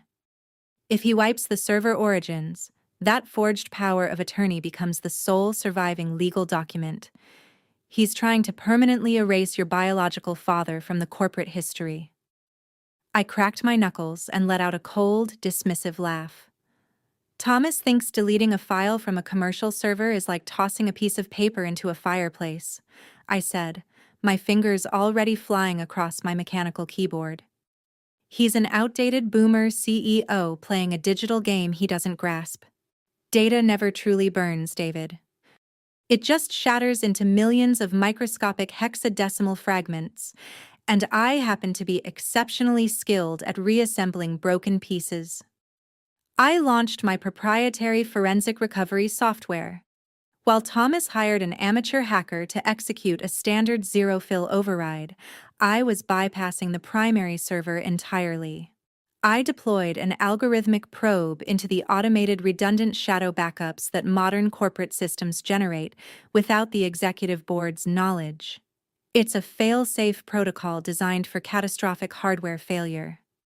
Tonight, it was my personal backdoor into Thomas and his darkest financial secrets. The digital race commenced. David took the seat beside me, pulling out his highly encrypted laptop. We worked in perfect synchronized unison. While I reconstructed the shattered database architectures, David leveraged his corporate law credentials to access international registry databases. We were a two-person tactical strike team operating in the dead of night. The only sounds in the room were the rapid clicking of our keyboards and the low hum of processors running at maximum capacity. I isolated the specific time frame of the trust fund depletion. The screen filled with cascades of corrupted code. I applied a decryption sequence, filtering out the white noise and targeting the specific metadata tags attached to Thomas and his executive credentials. Slowly, the deleted ledgers began to reconstruct themselves on my center monitor. Ghost transactions reappeared from the digital graveyard. "Look at this routing sequence," I instructed, pointing to a newly stabilized column of financial data. "Thomas didn't just transfer my shares to Terrence yesterday. He structured a highly complex liquidity extraction. He liquidated $4.5 million in corporate assets, disguised as offshore consulting fees, and pushed them through a labyrinth of shell companies before they ever reached the cryptocurrency exchange." David typed furiously, cross-referencing the employer identification numbers I read aloud. "Shell Company Number 1 is registered in Delaware under a fake LLC," David confirmed, his eyes scanning the corporate registry. "Shell Company Number 2 is a blind trust in Panama, and Shell Company Number 3 is an empty holding firm in the Cayman Islands directly tied to Terrence and his fraudulent crypto syndicate." Thomas layered the transactions to intentionally trigger the Securities and Exchange Commission freeze. I nodded, my eyes glued to the cascading data. Thomas deliberately fed my inheritance into a frozen federal account. He knew the government would lock it down the second the wire fraud indictment hit Terrence. It was a kamikaze financial maneuver designed to make my money completely untouchable by anyone, including himself. He sacrificed $4.5 million of stolen capital simply to ensure I could never use those shares to vote him out of the chief executive officer position. We delved deeper into the blockchain network. Terrence thought cryptocurrency was a ghost town where money vanished without a trace. He paraded around the country club boasting about decentralized finance, but the blockchain is literally a public ledger. Every single digital coin leaves an immutable, permanent fingerprint if you possess the algorithmic tools to track the nodes. I deployed a tracing algorithm specifically designed for forensic audits in federal embezzlement cases. The software bypassed the superficial wallet addresses and hunted for the underlying transaction hashes. We sat in the dark office, fueled by black espresso and pure, relentless determination. Hours bled into one another. The city outside our window remained hushed, but our digital battlefield was loud with devastating revelations. "Got you," I whispered, leaning closer to the monitor as a massive breakthrough illuminated the screen. I shattered the final layer of encryption surrounding the Cayman Islands Shell Company. The raw, unfiltered banking data poured onto my screen, providing a crystal-clear chronological map of every single stolen dollar. The entire 30-year timeline of Thomas and his financial crimes was laid bare. I had the exact dates, the precise amounts, and the digital signatures linking Thomas to the unauthorized draining of my biological father and his trust fund. I also had the irrefutable proof that Thomas forged the power of attorney to execute yesterday and his malicious share transfer. But as I scrolled through the final batch of decoded cryptocurrency transactions, an aggressive, glaring anomaly caught my attention.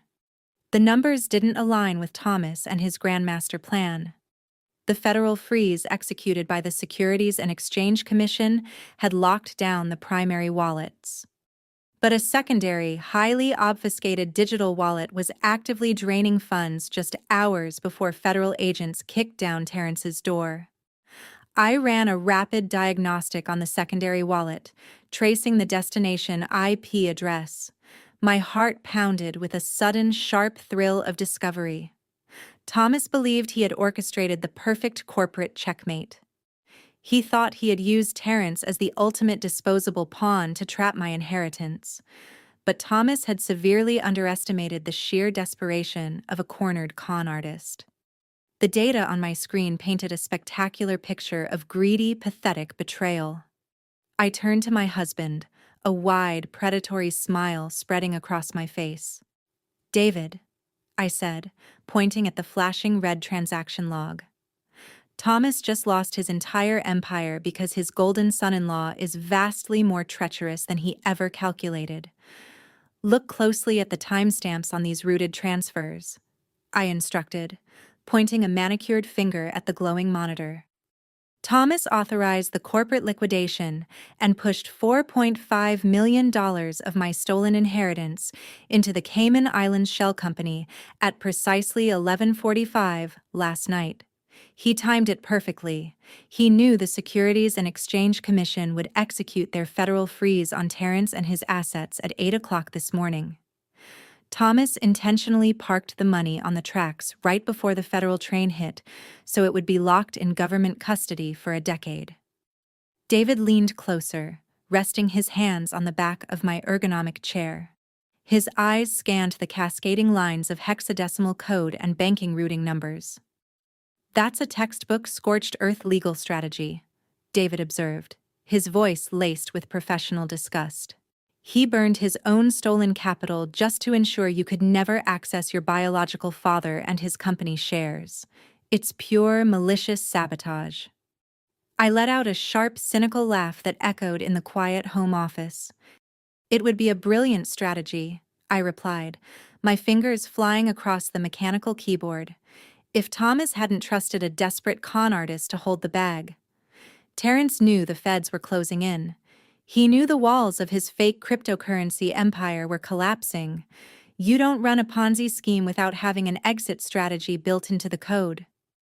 I opened a new terminal window and ran a deep decryption script on the specific blockchain wallet tied to the Cayman account. Terrence hadn't left the money sitting there waiting for the government freeze. He'd installed an automated sweep protocol on his offshore servers. The screen flashed as the forensic software visualized the money trail. The exact second the $4.5 million cleared the international wire transfer from Apex Logistics at 11:46 last night, the sweep protocol triggered. Terrence hadn't even waited 60 seconds. The script instantly converted the massive corporate deposit into untraceable digital privacy coins, then scattered the funds across 40 different decentralized wallets in a matter of minutes, rendering the cash completely invisible to a standard bank audit. "He washed the money," David stated, a cold, predatory smile forming on his lips. Thomas handed him a golden parachute, and Terrence immediately tossed it into a digital blender. I nodded, my eyes tracking the fragmented data packets hopping across international servers. But Terrence isn't a mastermind, David. He's a greedy amateur who likes to spend money in the real world. You can't buy a lavish lifestyle with privacy coins unless you eventually convert them back into fiat currency. I just need to find his designated off-ramp. I deployed a secondary tracking algorithm, focusing entirely on offshore banking institutions known for lax regulatory oversight. We sat in silence for 20 minutes, watching the software chew through thousands of global transaction nodes. Suddenly, the screen locked onto a massive consolidated deposit hitting a private wealth management bank in the Republic of Seychelles. "Got the offshore account," I announced, highlighting the routing number. Now let's see exactly what our visionary entrepreneur was planning to do with my stolen inheritance. I breached the superficial security layers of the Seychelles account, pulling up the most recent ledger activity. The majority of the $4.5 million was sitting idle, waiting to be accessed. But Terrence had already executed 2 massive wire transfers just hours before the federal agents kicked down his door this morning. David leaned in, squinting at the vendor identification codes attached to the recent wire transfers. He cross-referenced the merchant identification numbers on his laptop. A low, dark chuckle rumbled in his chest. "Caroline, you are going to love this," David said, turning his screen toward me. "Terrence didn't just steal your father and his money, he used it to fund his grand escape. Those 2 wire transfers went directly to an international luxury travel concierge and a private aviation charter company." I pulled the invoice data, decoding the digital receipts. The sheer poetic justice of the situation was absolutely staggering. Terrence had purchased 2 one-way first-class tickets on a private jet, scheduled to depart from a discreet regional airport at midnight tonight. The flight plan was logged for a direct route to Montenegro, a country famously known for having absolutely no extradition treaty with the United States. "And let me guess," I said, leaning back in my chair and crossing my arms. "The second passenger on that private flight to the Balkans isn't my weeping sister." David typed a few commands, pulling up the passenger manifest secured by the charter company. "Not even close," David replied, his tone dripping with lethal satisfaction. "Passenger 1 is Terrence. Passenger 2 is Jasmine Carter, the 24-year-old fitness model he bought the Boca Raton mansion for." The reality of the situation settled over the room like a heavy, suffocating blanket of irony. Thomas had committed federal corporate theft, forged a power of attorney, and destroyed his entire relationship with me just to protect his golden family. He thought he was playing a masterful game of legal chess, but in reality, he had just handed his entire stolen fortune directly to a cowardly fraudster who was actively packing his bags to flee the continent with his mistress. Terrence was going to leave the country with my $4.5 million, leaving Thomas to face the full wrath of the Securities and Exchange Commission, and leaving Stephanie crying alone in a foreclosed mansion. "Thomas tried to use Terrence as a federal meat shield," I stated, staring at the flight manifest.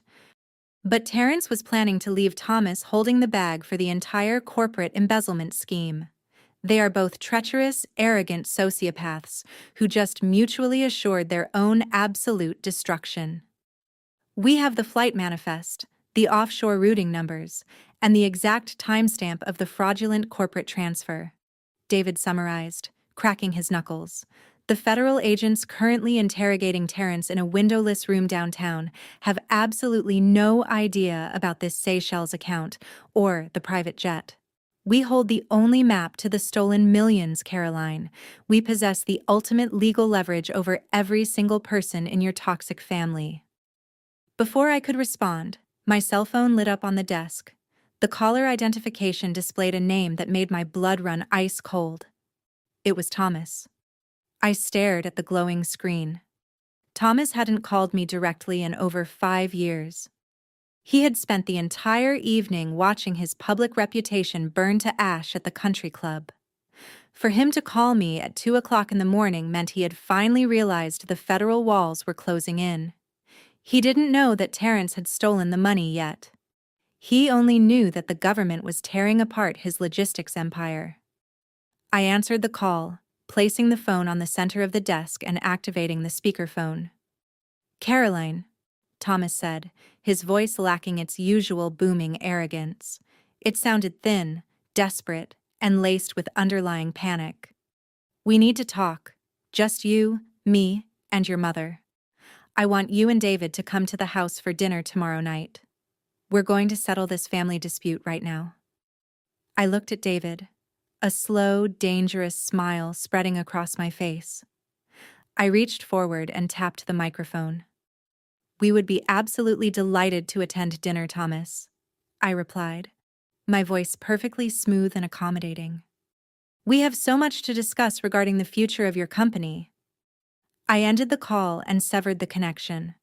Thomas thought he was inviting me over to negotiate a surrender. He thought he could buy my silence and manipulate me into taking the fall for his crimes.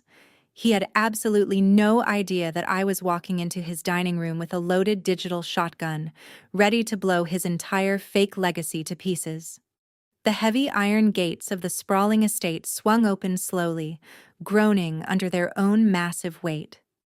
David navigated his sleek sports car up the winding paved driveway, illuminated by perfectly spaced landscape lighting. The property looked exactly as it always had, an intimidating monument to stolen wealth and fabricated prestige.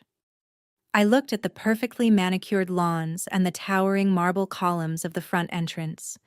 It was incredibly difficult to believe that by this time tomorrow, federal agents would be taping foreclosure notices to those exact custom doors.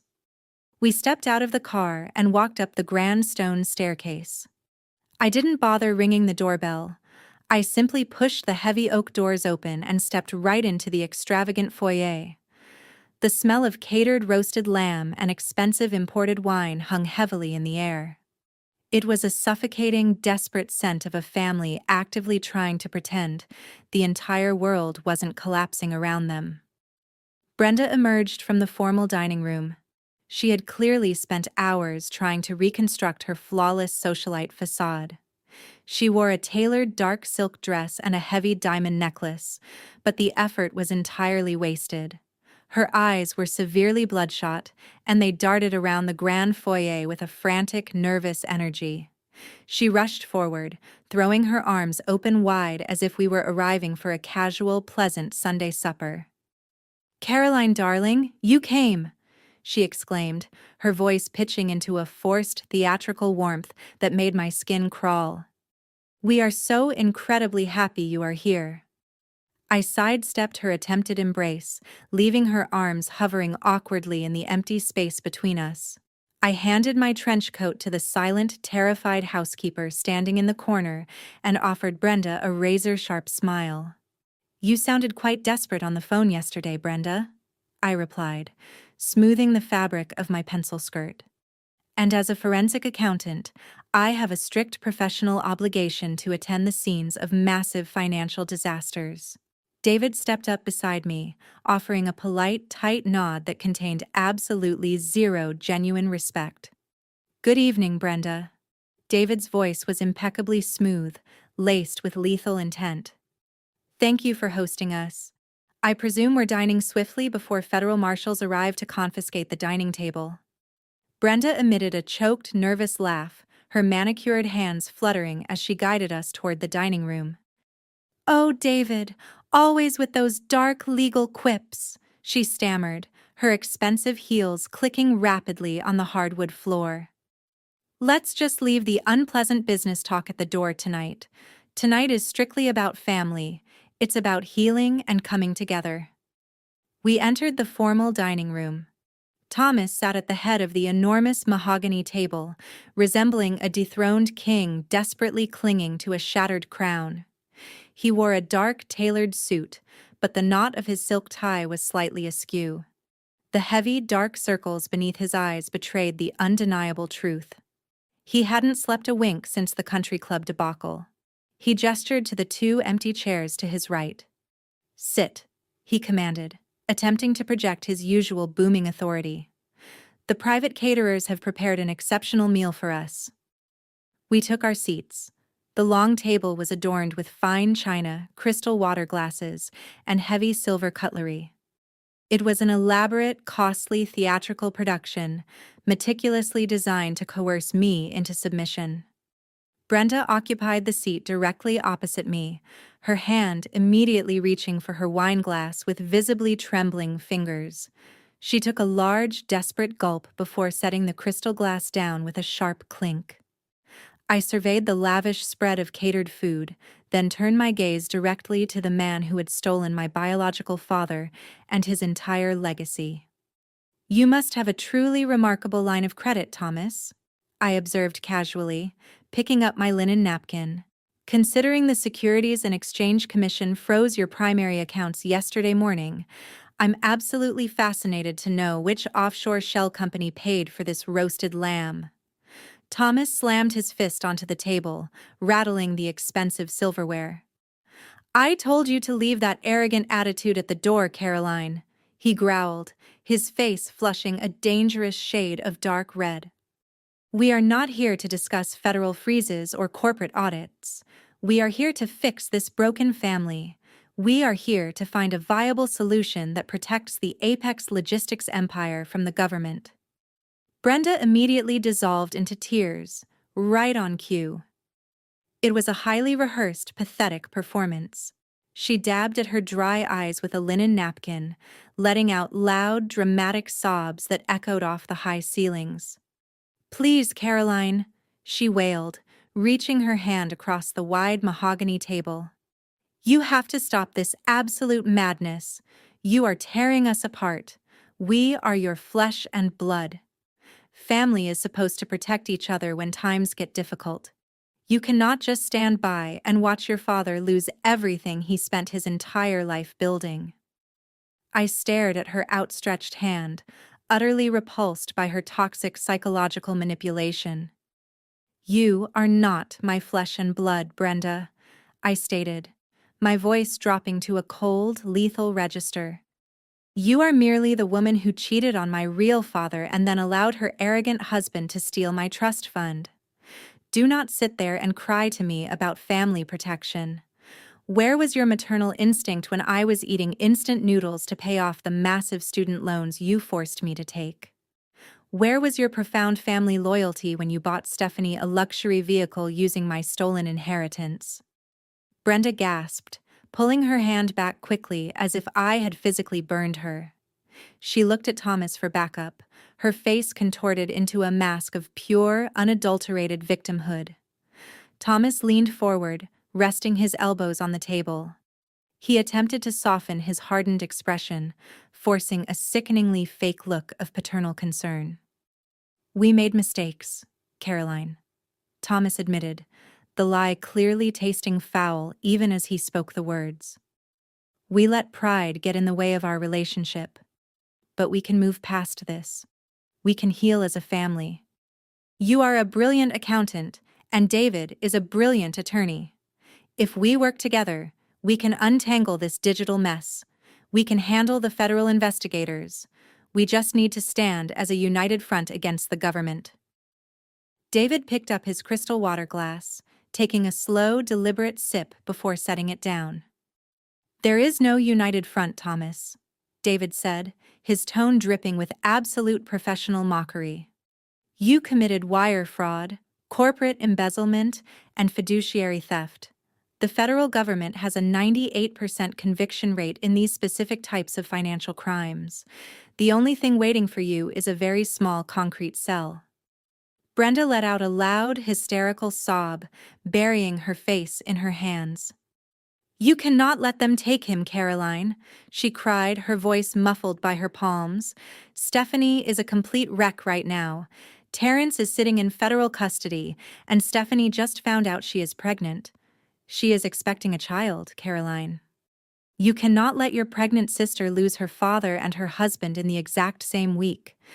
It will completely destroy her." The stunning revelation hung heavily in the suffocating air of the dining room. Stephanie was pregnant. They were actually using an unborn child as a human shield to beg for federal immunity. The sheer, absolute depravity of their manipulation was staggering. They genuinely expected me to feel pity. They expected me to drop a federal investigation and risk my own professional licenses to protect a golden child who had spent her entire life trying to ruin mine. I looked at Thomas and Brenda, feeling a profound, overwhelming sense of disgust. The dinner was a suffocating trap built entirely on desperate lies, toxic guilt, and emotional extortion. But I was not the fragile prey they thought I was. Thomas silenced Brenda with a sharp, aggressive wave of his hand. He adjusted his tailored suit jacket, attempting to project the false, unwavering authority of a cornered dictator. He reached into his inner breast pocket and extracted a crisp, rectangular slip of paper. He placed it deliberately onto the polished mahogany table and slid it directly toward me. The paper stopped perfectly parallel to my crystal water glass. I did not reach for it. I simply looked down at the heavy black ink. It was a certified cashier's check. The amount was printed in bold, undeniable numbers: $1 million. "Take it," Thomas commanded, his voice dripping with arrogant expectation. "That is your exit strategy, Caroline. You take that check right now, and you clear this entire federal mess up by tomorrow morning." I am absolutely fascinated to know how exactly $1 million clears a federal wire fraud indictment, David stated, leaning back in his chair and steepling his fingers. "The Department of Justice generally does not accept bribes written on personal bank checks, Thomas." "It is not a bribe," Thomas snapped, his eyes locking onto mine with absolute venom. "It is compensation. Stephanie is carrying my grandchild. She needs her husband by her side. Terrence is currently sitting in a federal holding cell because of the forensic audit you submitted. So you are going to march into the United States Attorney's Office tomorrow morning, and you are going to submit a formal, immediate retraction. You will sign a sworn affidavit stating that you manipulated the financial ledgers. You will confess that you acted as a rogue accountant and orchestrated the offshore transfers yourself to frame your brother-in-law out of personal spite." The sheer, staggering audacity of his demand hung heavily in the suffocating air of the dining room. He wanted me to commit federal perjury. He wanted me to destroy my spotless professional license, confess to a massive financial crime I did not commit, and go to federal prison just so his golden child could have her fraudulent husband back. I looked at the check and let out a sharp, razor-thin laugh. "You value my freedom and my professional career at exactly $1 million, I said, my tone entirely devoid of shock. "You pilfered $4.5 million from my biological father to finance your extravagant existence, yet you offer me a mere pittance of my rightful inheritance to accept culpability for your criminal son-in-law's actions. Your arithmetic is as insulting as your parental abilities. A remarkably generous offer, indeed." Brenda shrieked, her hands white-knuckled as they clenched the table's edge. "You're young, Caroline. You can make a fresh start after serving a short stint in a minimum security facility. Stephanie cannot possibly raise a baby alone. She's incredibly fragile at the moment. You've always been the strong one. You owe this family a sacrifice." "I owe this family precisely nothing," I retorted, my voice descending to a dangerous, icy register. Terrence made his own bed when he stole from a federal logistics account and attempted to abscond to Montenegro with his 24-year-old mistress. I refuse to immolate myself to keep your pregnant princess warm. You can take this check and use it to purchase Stephanie a very nice box of tissues, because her husband will never see the outside of a maximum security penitentiary. Thomas slammed his heavy fists onto the mahogany table. Crystal glasses rattled violently, and expensive silverware clattered against fine china. The veins in his neck bulged as his fabricated composure completely disintegrated. He rose, looming over the table like a desperate, cornered animal, lashing out with his last remaining resources. "You will sign the federal confession, Caroline Thomas," he roared, his face contorting into a sickening shade of purple. "You will take the fall for this company, or I swear to God, I will utterly annihilate the man sitting beside you." David did not flinch.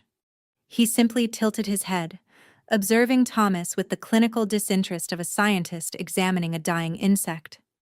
"You believe I didn't prepare for your obstinacy?" Thomas snarled, pointing a trembling, enraged finger directly at my husband. "I have offshore accounts registered in David's name and mine. I have fabricated wire transfers implicating his corporate law firm directly with Cayman Island shell corporations. I have a drafted ethics complaint ready for delivery to the State Bar Association tomorrow morning. I will have him permanently disbarred. I will indict him as a primary co-conspirator. I will absolutely destroy his entire legal career and ensure you both end up destitute and rotting in adjacent federal cells." The room fell into a deathly silence. Brenda gasped, gazing at Thomas with a mixture of horror and awe. She genuinely believed her husband had just delivered the ultimate irreconcilable checkmate. She was convinced the threat to David's career would finally shatter my resolve and force me into abject submission. "You fabricated offshore accounts in my name?" David asked, his tone dripping with sheer professional mockery. "Thomas, I am a senior partner at a corporate law firm representing multinational banks. Do you honestly believe a fabricated wire transfer executed from a compromised IP address will withstand a basic federal subpoena? You are attempting to wage high-stakes legal warfare with a plastic toy gun. The State Bar Association won't even open that envelope before tossing it directly into the shredder." "And Brenda," I added, turning my piercing gaze to the weeping woman across the table. "You spent my entire life telling me I was a disappointment. Now you want me to sacrifice my freedom for a sister who laughed when I was knocked to the floor. You want me to trade a corner office for a prison cell so your precious golden child doesn't have to experience the real world. That is not maternal love. That is clinical insanity." I did not panic. I neither screamed nor begged for mercy. I simply reached across the table and picked up my crystal glass of imported red wine. I held it up to the light, admiring its deep ruby hue for a brief moment. I took a slow, deliberate sip, savoring the expensive vintage, while Thomas stood there, trembling with unhinged, impotent rage. I set the glass down with a soft, decisive clink. "You are threatening the absolute wrong person, Thomas," I said, my voice perfectly smooth and radiating absolute lethal calm. "Do you believe I came to this house tonight to negotiate a settlement? Do you think I came here to examine a pathetic check, or to listen to your fabricated threats against my husband? You have severely miscalculated my professional strategy." Thomas frowned, his breathing heavy and erratic. "What are you talking about?" he demanded, his voice wavering. "I did not come here to take your money," I stated, leaning back in my chair and crossing my arms. "I came here to stall for time." Right on cue, the synchronized, piercing wail of loud police sirens shattered the quiet suburban night. The sound tore through the thick walls of the dining room, growing exponentially louder with each second. The flashing reflection of intense red and blue emergency lights suddenly flooded through the massive front windows, painting the opulent dining room in the frantic colors of federal justice. The vehicles did not simply drive past. Their heavy tires screeched against the pavement, coming to a stop directly in the circular driveway of the sprawling estate. Heavy car doors slammed forcefully outside. Thomas froze completely. The arrogant threat died instantly in his throat. The blood drained entirely from his face, leaving him looking pale and utterly hollow. He stared at the flashing blue and red lights dancing across the dining room wall. The reality of his total destruction finally crashing down upon him.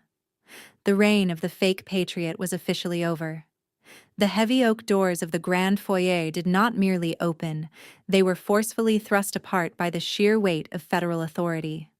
6 agents, clad in dark tactical jackets bearing the golden seals of the Federal Bureau of Investigation and the Securities and Exchange Commission, marched into the opulent entryway. Their heavy boots struck the imported floor with a resounding, terrifying finality. Thomas stood frozen in the dining room, his chest heaving, his face completely devoid of color. He slowly raised his trembling hands, bringing his wrists together in a pathetic gesture of absolute surrender, anticipating the cold bite of steel handcuffs. But the lead federal agent, a tall, imposing man with a remarkably calm demeanor, did not reach for restraints. He stepped into the dining room, withdrawing a crisp legal document from his jacket. "Put your hands down, Thomas," the agent commanded, his voice echoing through the silent mansion. "You are not going to a holding cell tonight. You have been formally subpoenaed by federal mandate. The board of directors at Apex Logistics has initiated an emergency shareholder assembly, and your physical presence is legally required. We are here to ensure you do not miss your final corporate engagement." Thomas blinked, his arrogant mind struggling to process the sudden shift in protocol. He looked wildly at David and then at me. This was not a standard arrest. This was a highly coordinated public execution of his entire professional legacy. David offered a cold, razor-thin smile as he buttoned his tailored suit jacket. "We politely decline to negotiate in your dining room, Thomas," David stated, his tone ringing with absolute corporate dominance, "because Caroline and I had already booked the auditorium at your corporate headquarters. Your audience is waiting." The drive to the financial district was a surreal, synchronized procession. Thomas was placed in the back of a black federal SUV, flanked by armed agents. David and I followed closely behind in our sleek sports car, the flashing red and blue emergency lights illuminating the city streets. Thomas had spent 30 years commuting to this exact skyscraper in a chauffeured limousine, acting like an untouchable king. Tonight, he was being escorted as a captive fraudster, entirely stripped of his power and his fabricated prestige. We walked through the towering glass doors of the Apex Logistics headquarters. The massive lobby, usually buzzing with terrified employees bowing to their CEO, was deathly quiet. A perimeter of federal agents secured the elevators. Thomas was guided forward, his shoulders slumped, his expensive suit looking suddenly 2 sizes too big. He kept his eyes glued to the floor, entirely unable to face the disgusted stares of the late-night security staff. The double doors to the grand auditorium swung open, revealing a breathtaking scene of corporate accountability. The massive room was packed to absolute capacity. Every single member of the board of directors sat rigidly at the front tables. Hundreds of major shareholders, investors, and corporate partners filled the tiered seating. Dozens of federal regulators and financial crime investigators lined the walls, standing with their arms crossed. The atmosphere was suffocatingly tense, thick with angry whispers and profound betrayal. As Thomas was escorted down the center aisle, the whispers abruptly ceased. The silence that fell over the auditorium was deafening and infinitely more punishing than any screaming crowd. He was forced into a single, isolated chair positioned directly in front of the massive presentation stage. He was completely trapped, surrounded by the very people he had systematically defrauded for decades. I did not hesitate. I walked up the short flight of stairs and stepped confidently onto the sleek acrylic podium. The bright stage lights illuminated my tailored pencil skirt and silk blouse. I was no longer the scapegoat daughter forced to sit at the overflow table. I was a senior forensic accountant stepping onto my absolute, undisputed battlefield. I placed my encrypted laptop onto the podium and connected the primary display cable. The three massive projection screens behind me flared to life, casting a sharp blue glow across the darkened auditorium.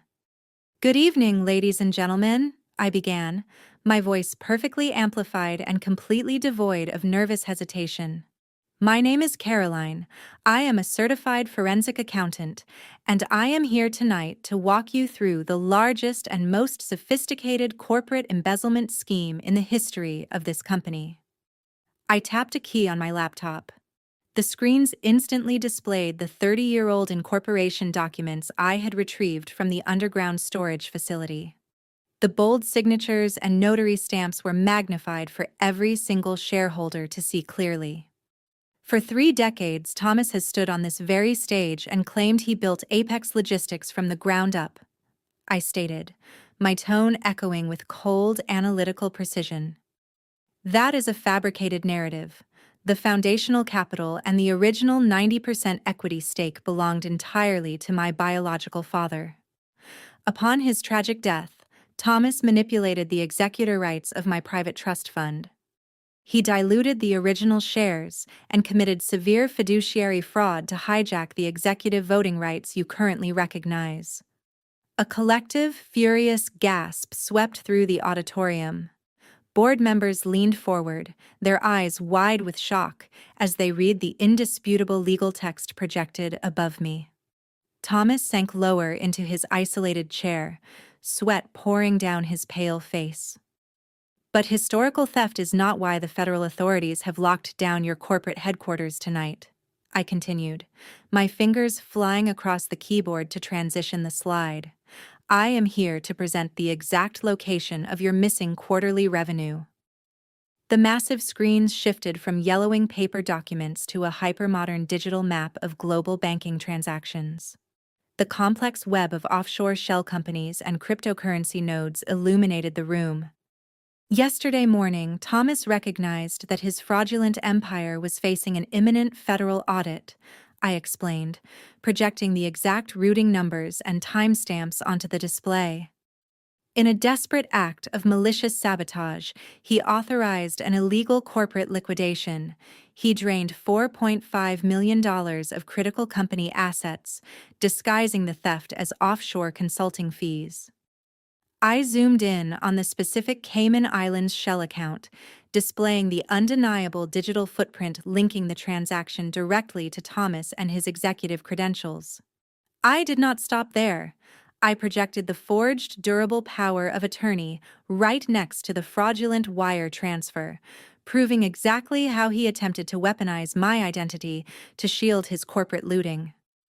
"This money was not invested into supply chain expansion," I announced, my voice ringing with lethal authority. "It was funneled directly into a fraudulent cryptocurrency syndicate operated by his son-in-law, Terrence. Thomas deliberately pushed millions of your shareholder equity into a decentralized digital blender, hoping to permanently hide his theft behind a wall of blockchain encryption. He compromised the financial stability of this entire corporation simply to protect his own arrogant, fragile ego." The auditorium erupted. Shareholders jumped to their feet, shouting in pure, unadulterated outrage. The board of directors slammed their hands on the tables, their faces twisted in absolute fury as they realized their entire financial portfolios had been gambled away by a desperate criminal. Thomas sat frozen in his chair, completely paralyzed by the sheer crushing magnitude of his public annihilation. He looked up at the massive glowing screens, staring at the undeniable mathematical proof of his total destruction. He had absolutely nowhere left to hide, and the night was far from over. The chaotic uproar inside the grand auditorium was abruptly silenced by the violent crashing of the heavy mahogany double doors at the back of the room. Every shareholder, board member, and federal investigator turned their heads simultaneously. A second, highly tactical squad of federal agents marched aggressively down the center aisle. They were dragging a man who was fighting against his heavy steel handcuffs, his custom Italian leather shoes sliding desperately against the polished floor. It was Terrence. The self-proclaimed cryptocurrency visionary did not look like a wealthy tech entrepreneur anymore. He looked like a feral, panicked animal caught in a steel trap. The federal authorities had intercepted him directly on the tarmac of the regional airport, exactly as he was attempting to board his chartered private jet to Montenegro. His expensive silk shirt was torn at the collar. His designer jacket was missing, and his face was slick with a heavy, terrified sweat.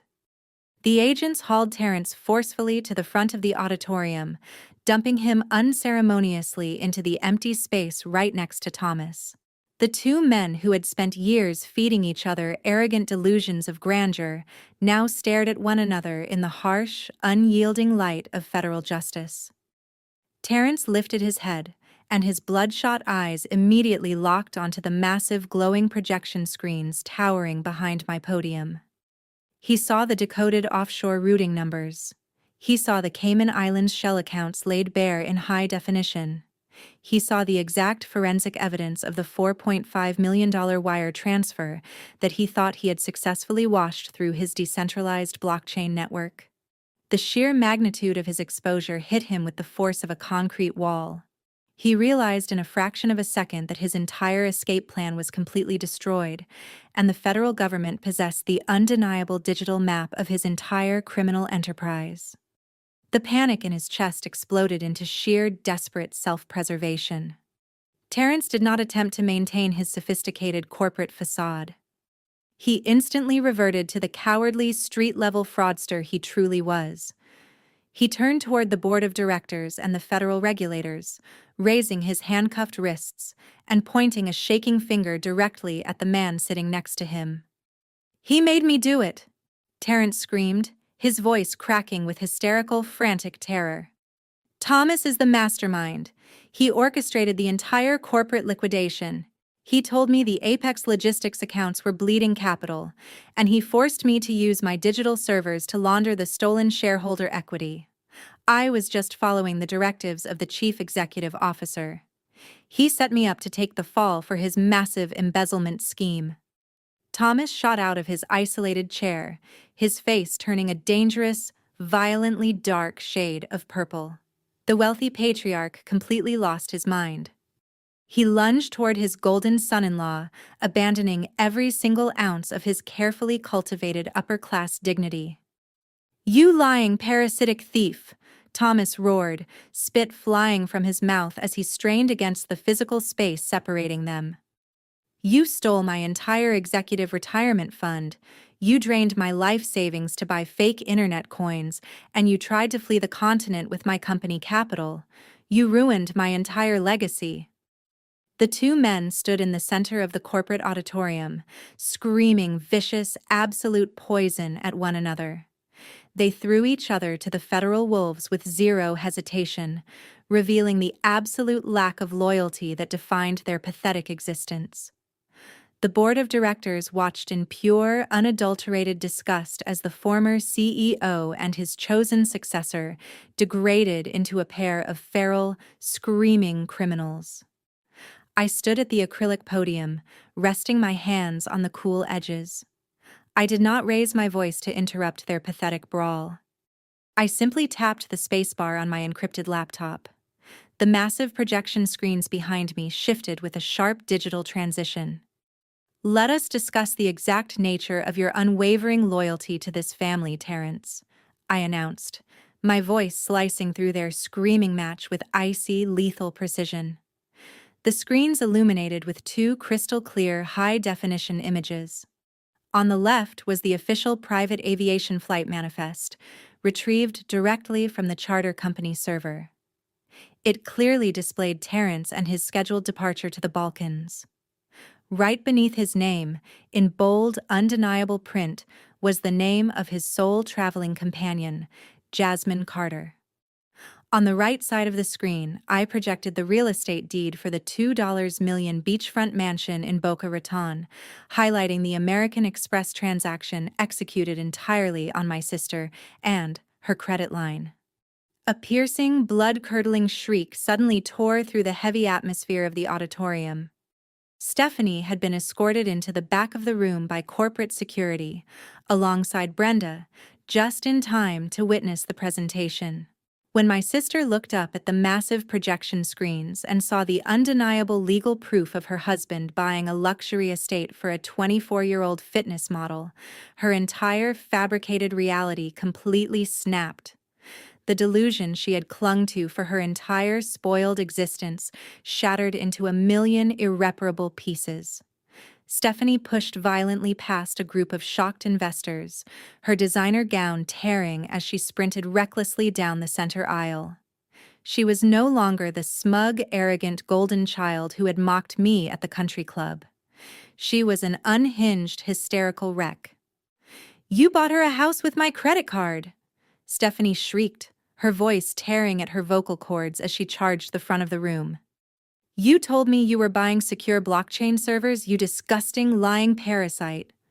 She did not stop to demand an explanation. Stephanie threw herself entirely at Terrence. She raised her manicured hands and began violently scratching and clawing at his face and chest.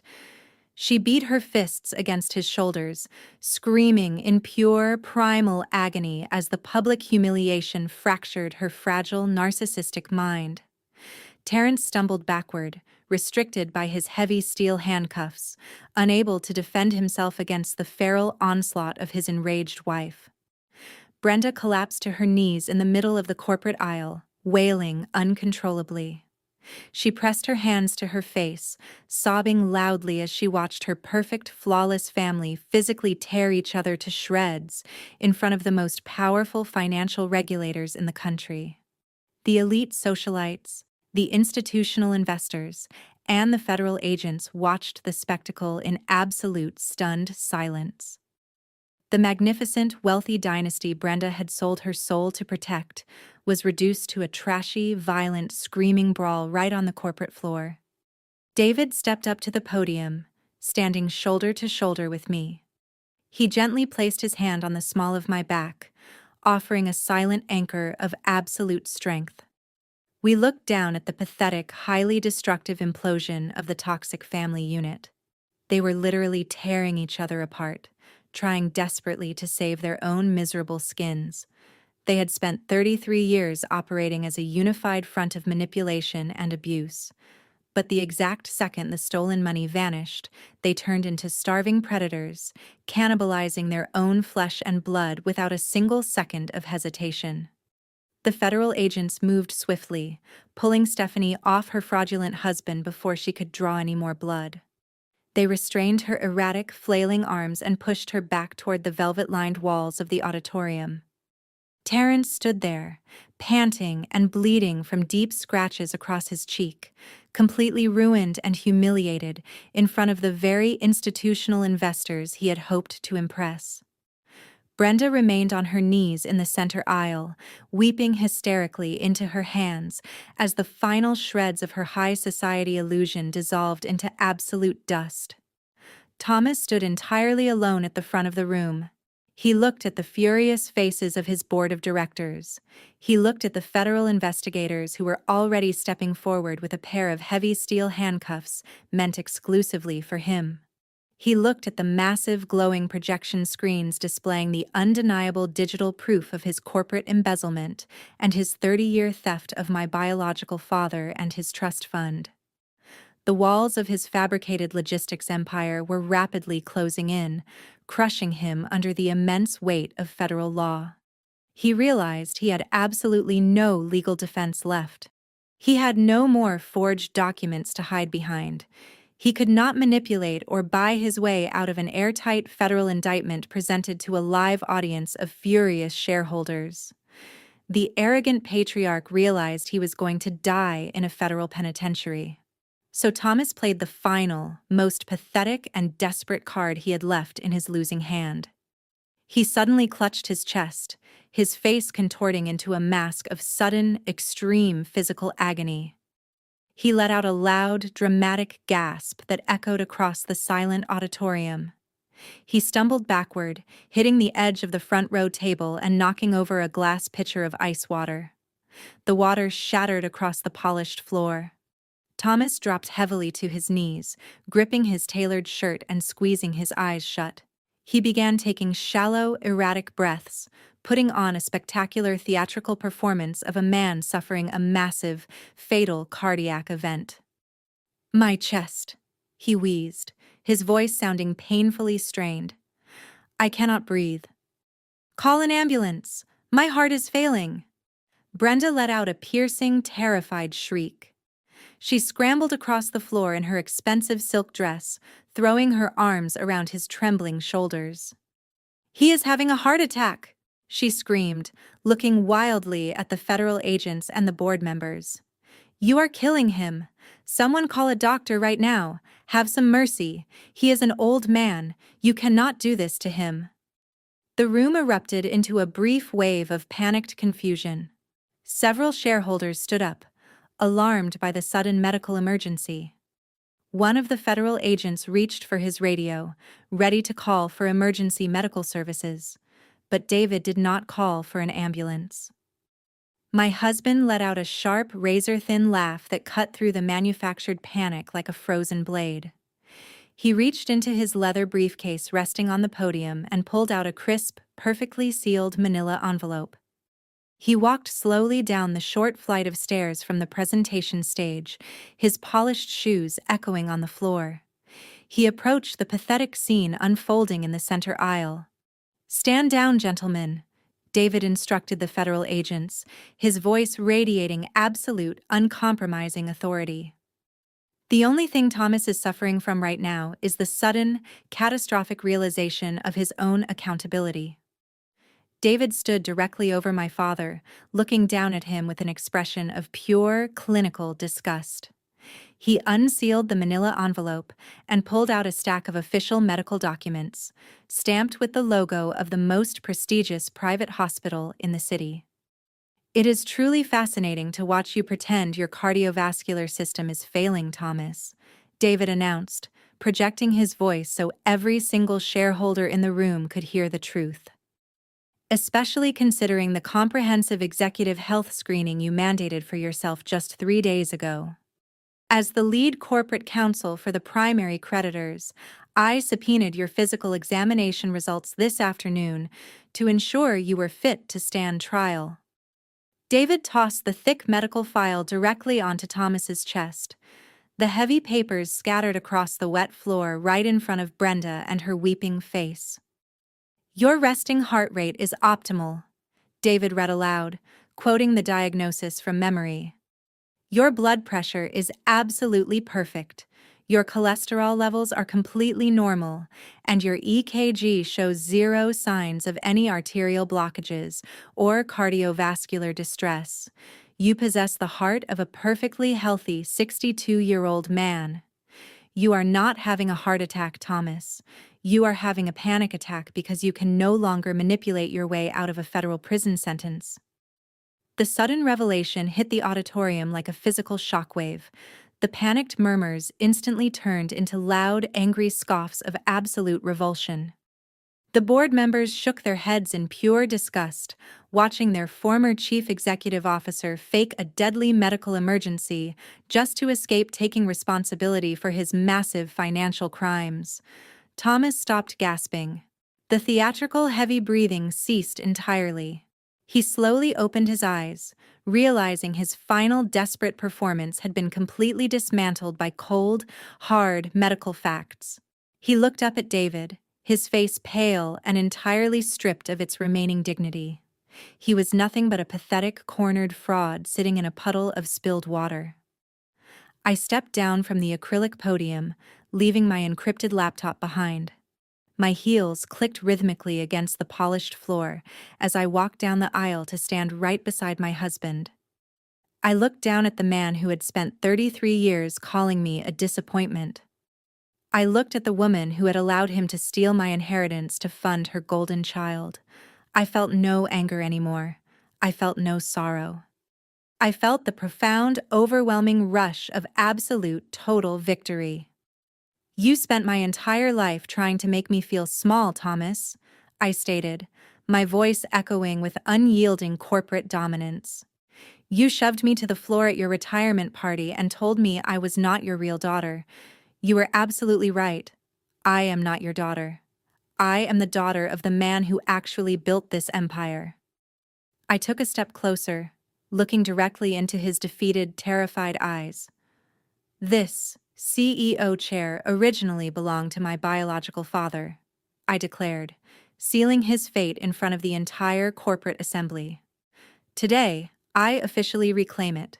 The board of directors will vote you out by unanimous consent before midnight, and I will personally oversee the forensic restructuring of this entire corporation.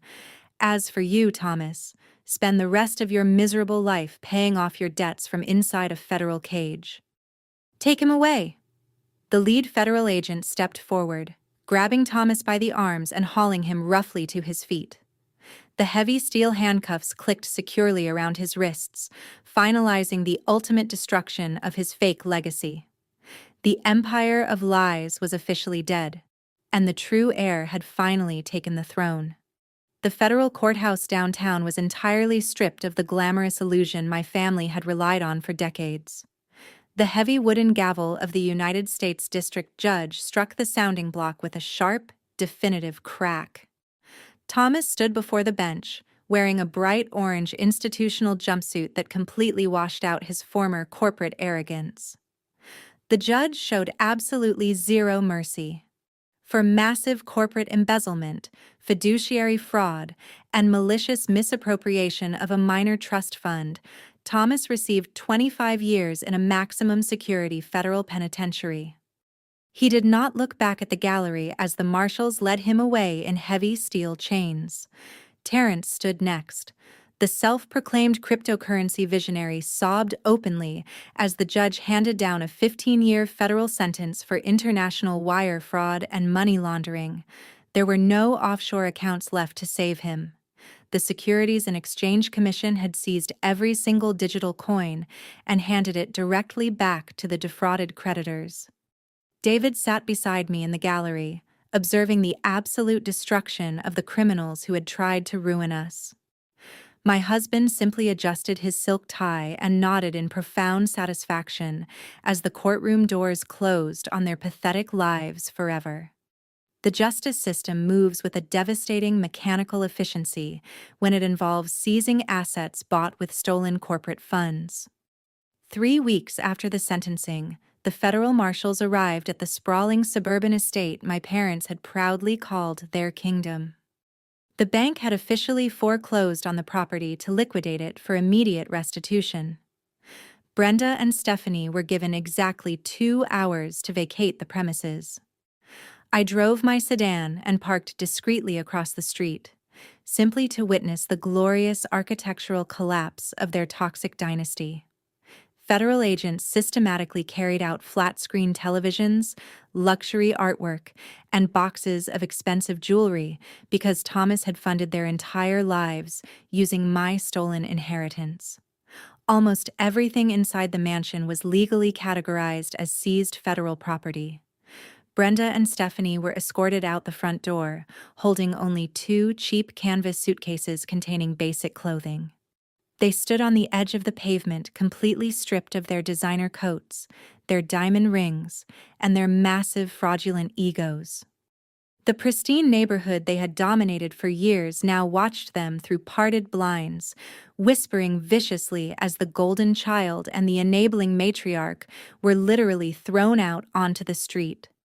Later that evening, I was sitting in my secure home office, reviewing the restructuring plans for Apex Logistics. My private cell phone vibrated sharply against the glass desk. The caller identification displayed a prepaid mobile number, but I knew exactly who was on the other end of the line. I answered the call, placing it on speakerphone so David could hear the desperate culmination of my mother and her spectacular downfall. "Caroline," Brenda wailed, her voice cracking with raw, unadulterated panic. We have absolutely nowhere to go. The government took my credit cards. They took Stephanie and her sports cars. We are standing at a cheap roadside motel, and they will not even let us check in without a massive cash deposit. You have to help us. Please, Caroline. You have a massive house with high-tech security. Just let us stay in your guest rooms until we figure this out. We are your flesh and blood. You cannot just leave your mother and your pregnant sister freezing on the street. I leaned back in my ergonomic chair, staring at the digital ledgers glowing on my monitors. I remembered the country club. I remembered the cruel smirks, the blatant favoritism, and the 33 years of psychological abuse. I remembered Brenda explicitly telling me to go sit at the overflow table so she could protect the fragile ego of her fraudulent husband. I'm afraid my high-tech security perimeter is incredibly strict, Brenda, I stated, my voice radiating absolute, freezing calm. You see, the guest rooms in my house are highly exclusive. The seats in my home are reserved solely for my real family. I tapped the screen, ending the call instantly. I permanently blocked the prepaid number and tossed the phone back onto the desk.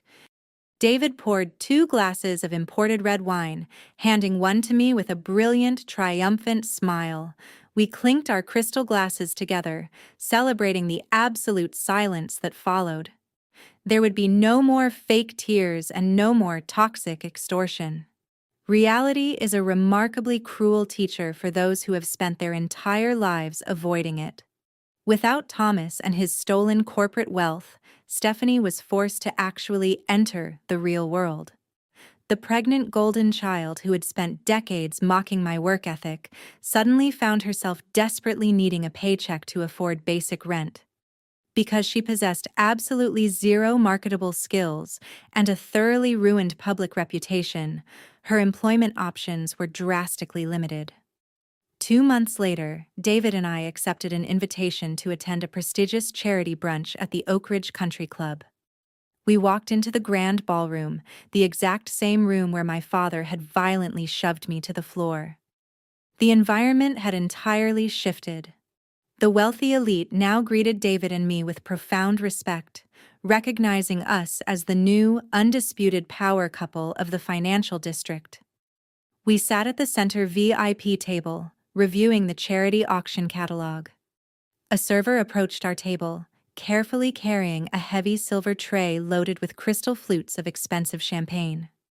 She was wearing the standard crisp black and white uniform, her hair tied back in a strict, messy bun.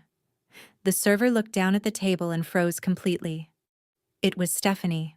The former socialite princess was now carrying heavy trays and fetching drinks for the exact same wealthy families she used to ruthlessly gossip about. Her hands trembled violently as she recognized my face, causing the crystal flutes to rattle dangerously against the silver tray. She looked exhausted, deeply humiliated, and thoroughly broken by the crushing weight of minimum wage labor. I did not mock her. I did not raise my voice or cause a theatrical scene. I simply looked at my sister, picked up a crisp $100 bill from my purse and placed it deliberately onto her silver tray. "Keep the change, Stephanie," I said, my tone perfectly polite and utterly merciless. "I hear the cost of living is quite difficult when you actually have to earn your own money." Stephanie choked back a humiliated sob, turning sharply on her heel and fleeing back toward the swinging kitchen doors. I took a slow, satisfying sip of my champagne, watching the golden child disappear into the servant quarters. The brutal cycle of their toxic abuse was permanently destroyed, and the universe had finally balanced the heavy, expensive scales. Exactly 365 days after the federal government dismantled a fraudulent dynasty, I stood in the pinnacle of my reclaimed empire. The top-floor corner office of the downtown skyscraper was entirely unrecognizable. I had ordered corporate security to drag out every single piece of heavy, dark mahogany furniture that Thomas had used to project his toxic, artificial authority. In its place, I installed sleek, bulletproof glass, polished steel, and vibrant modern art. The suffocating atmosphere of secrecy and embezzlement was permanently eradicated. Fresh air and absolute transparency now ruled the executive suite. I walked over to the massive panoramic windows and looked out at the glittering financial district. The heavy gold-plated letters mounted on the wall behind my desk no longer read Apex Logistics. I had legally filed the corporate restructuring documents exactly 6 months ago. The enterprise was now officially operating under its rightful original title, Kensington Global Logistics. I had resurrected the name of my biological father, Jonathan Kensington, restoring the brilliant legacy that a parasitic fraudster had tried so desperately to erase. The forensic cleanup of the corporation had been a brutal, exhausting, and deeply satisfying battlefield. I did not just remove Thomas, I systematically audited every single department. I fired every complicit board member who had turned a blind eye to the missing millions. I ruthlessly purged the executive ranks of anyone who possessed even a fraction of the arrogance and greed that had defined the previous regime. I replaced them with sharp, hungry, and highly ethical professionals. Within a single fiscal year, our profit margins had skyrocketed. Without a fake cryptocurrency entrepreneur bleeding the accounts dry, the company was finally operating at its true, massive potential. Tonight was the ultimate celebration of that brutal, highly successful reconstruction. The grand atrium of the Kensington corporate headquarters had been transformed into a breathtaking venue for our one-year anniversary gala. There were no country club socialites pretending to be important. There were no spoiled golden children demanding attention. The room was filled with brilliant financial minds, dedicated logistics partners, and the absolute elite of the legal and corporate world. I turned away from the window and smoothed the fabric of my emerald green evening gown. The heavy oak doors of my office opened and David stepped inside. He looked dangerously handsome in his custom-tailored black tuxedo, his presence immediately filling the room with an undeniable, comforting strength. He walked toward me, his eyes reflecting the brilliant city lights and the profound pride he held for the woman standing in front of him. "Are you ready to address your kingdom?" "Madam Chief Executive Officer," David asked, offering his arm with a flawless, charismatic smile. I looped my arm through his, feeling the solid, reassuring muscle beneath his tailored suit. "I have never been more ready in my entire life," I replied, my voice ringing with absolute certainty. We took the private glass elevator down to the grand atrium. The moment the doors slid open, a wave of thunderous, genuine applause washed over the massive space. Hundreds of respected professionals turned toward us, raising their crystal champagne flutes in a unified gesture of absolute, profound respect. I did not feel the need to shrink myself to make anyone else comfortable. I walked through the crowd with my head held high, absorbing the incredible energy of an empire built on truth, rather than manipulation. David and I walked up the short flight of stairs to the illuminated presentation stage. The bright spotlights washed over us, but I did not blink. I looked out at the sea of faces and allowed myself a brief moment to remember the past. Exactly 1 year ago, I had been violently shoved to a marble floor by a man who called me a worthless obligation. I had been publicly mocked by a sister who thought her stolen wealth made her untouchable. I had been surrounded by a family that viewed my existence as a massive inconvenience. Tonight, those people were either sitting in a federal prison cell or wiping down tables for minimum wage while I stood at the absolute zenith of corporate power. I stepped up to the acrylic podium, adjusting the microphone. The expansive atrium fell into a perfectly respectful silence. 1 year ago, this corporation was suffocating under the heavy, destructive weight of massive financial deception. I began, my voice echoing with smooth, unwavering authority. We were tethered to a regime that prioritized personal greed and toxic ego over corporate responsibility and basic human decency. The foundation of this company was built by a brilliant man named Jonathan Kensington, but his vision was hijacked and buried in the dark. Tonight, we are not just celebrating a successful fiscal restructuring, we are celebrating the triumphant return of the truth. The crowd erupted into a fresh wave of applause. I let the sound wash over the room before raising my hand to quiet them. I looked directly at David, who was standing right beside me, his eyes radiating unwavering, fierce support. Throughout my entire life, I was repeatedly told a very specific, dangerous lie about what it means to be part of a family. I continued, my tone shifting to a deeply personal, resonant frequency. I was taught that family meant unconditional compliance. I was taught that blood ties require you to absorb emotional abuse, financial exploitation, and constant humiliation simply to protect a fake, flawless public image. I was conditioned to believe that if you do not fit the impossible mold of a golden child, you are permanently destined to sit at the overflow table of life. I paused, letting the heavy truth of my words settle over the hundreds of guests. But the last 12 months have taught me the most valuable lesson of my existence, I stated, my voice rising with undeniable power. True family has absolutely nothing to do with shared DNA. Blood does not give anyone the right to trample you, to steal from you, or to diminish your hard-earned achievements. Family is not the group of people who shove you to the floor when you become an inconvenience to their fabricated reality. I reached out and took David by the hand, lacing my fingers tightly with his. True family is the person who stands up for you when the rest of the world tells you to sit down, I declared, looking proudly at my husband. Family is the person who helps you dust off your clothes after you have been pushed to the ground, and then systematically helps you dismantle the entire corrupt empire of the people who pushed you. Family is the relentless, unwavering shield that protects your peace, and the sharpened sword that defends your honor. I turned my gaze back to the crowd, offering a brilliant, victorious smile. To everyone standing in this room tonight, thank you for proving that an empire built on integrity will always outlast a kingdom built on lies. The future of Kensington Global Logistics is exceptionally bright, and I am incredibly honored to build it with all of you. The grand atrium exploded into a massive, deafening standing ovation. Shareholders and executives cheered, raising their glasses high into the air.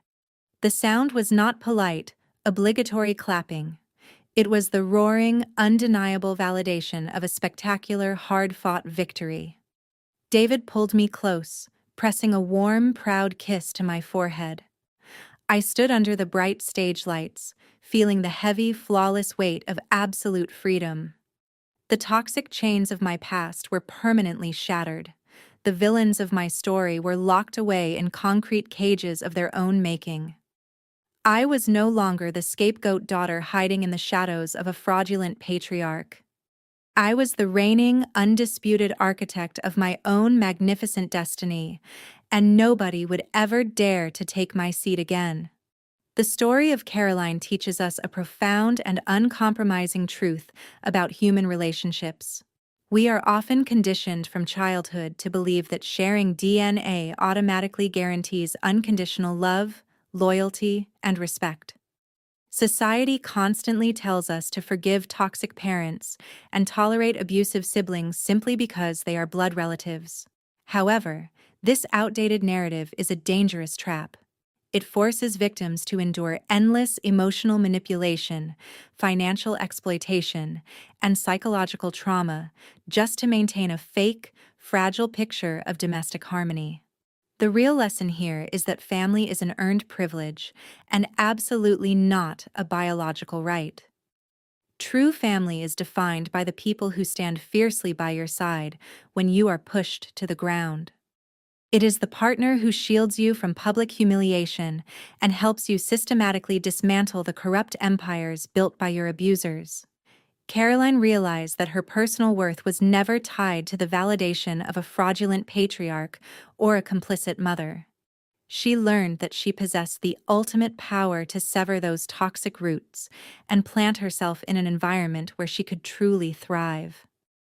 We must immediately stop shrinking ourselves to fit into spaces where our presence is blatantly disrespected. Genuine healing begins the exact moment you stop seeking approval from people who are fundamentally committed to misunderstanding your value. You have the absolute moral right to walk away from abusers, to fiercely protect your peace, and to build a spectacular life on your own terms. Your undeniable success and your integrity are always your best defense against manipulation. When you finally reclaim your narrative and establish unbreakable boundaries, you stop being the silent scapegoat and officially become the powerful architect of your own magnificent destiny. If you have ever had to cut ties with a toxic environment to protect your peace, please share your story in the comments below and subscribe to our channel to join a community of strong survivors.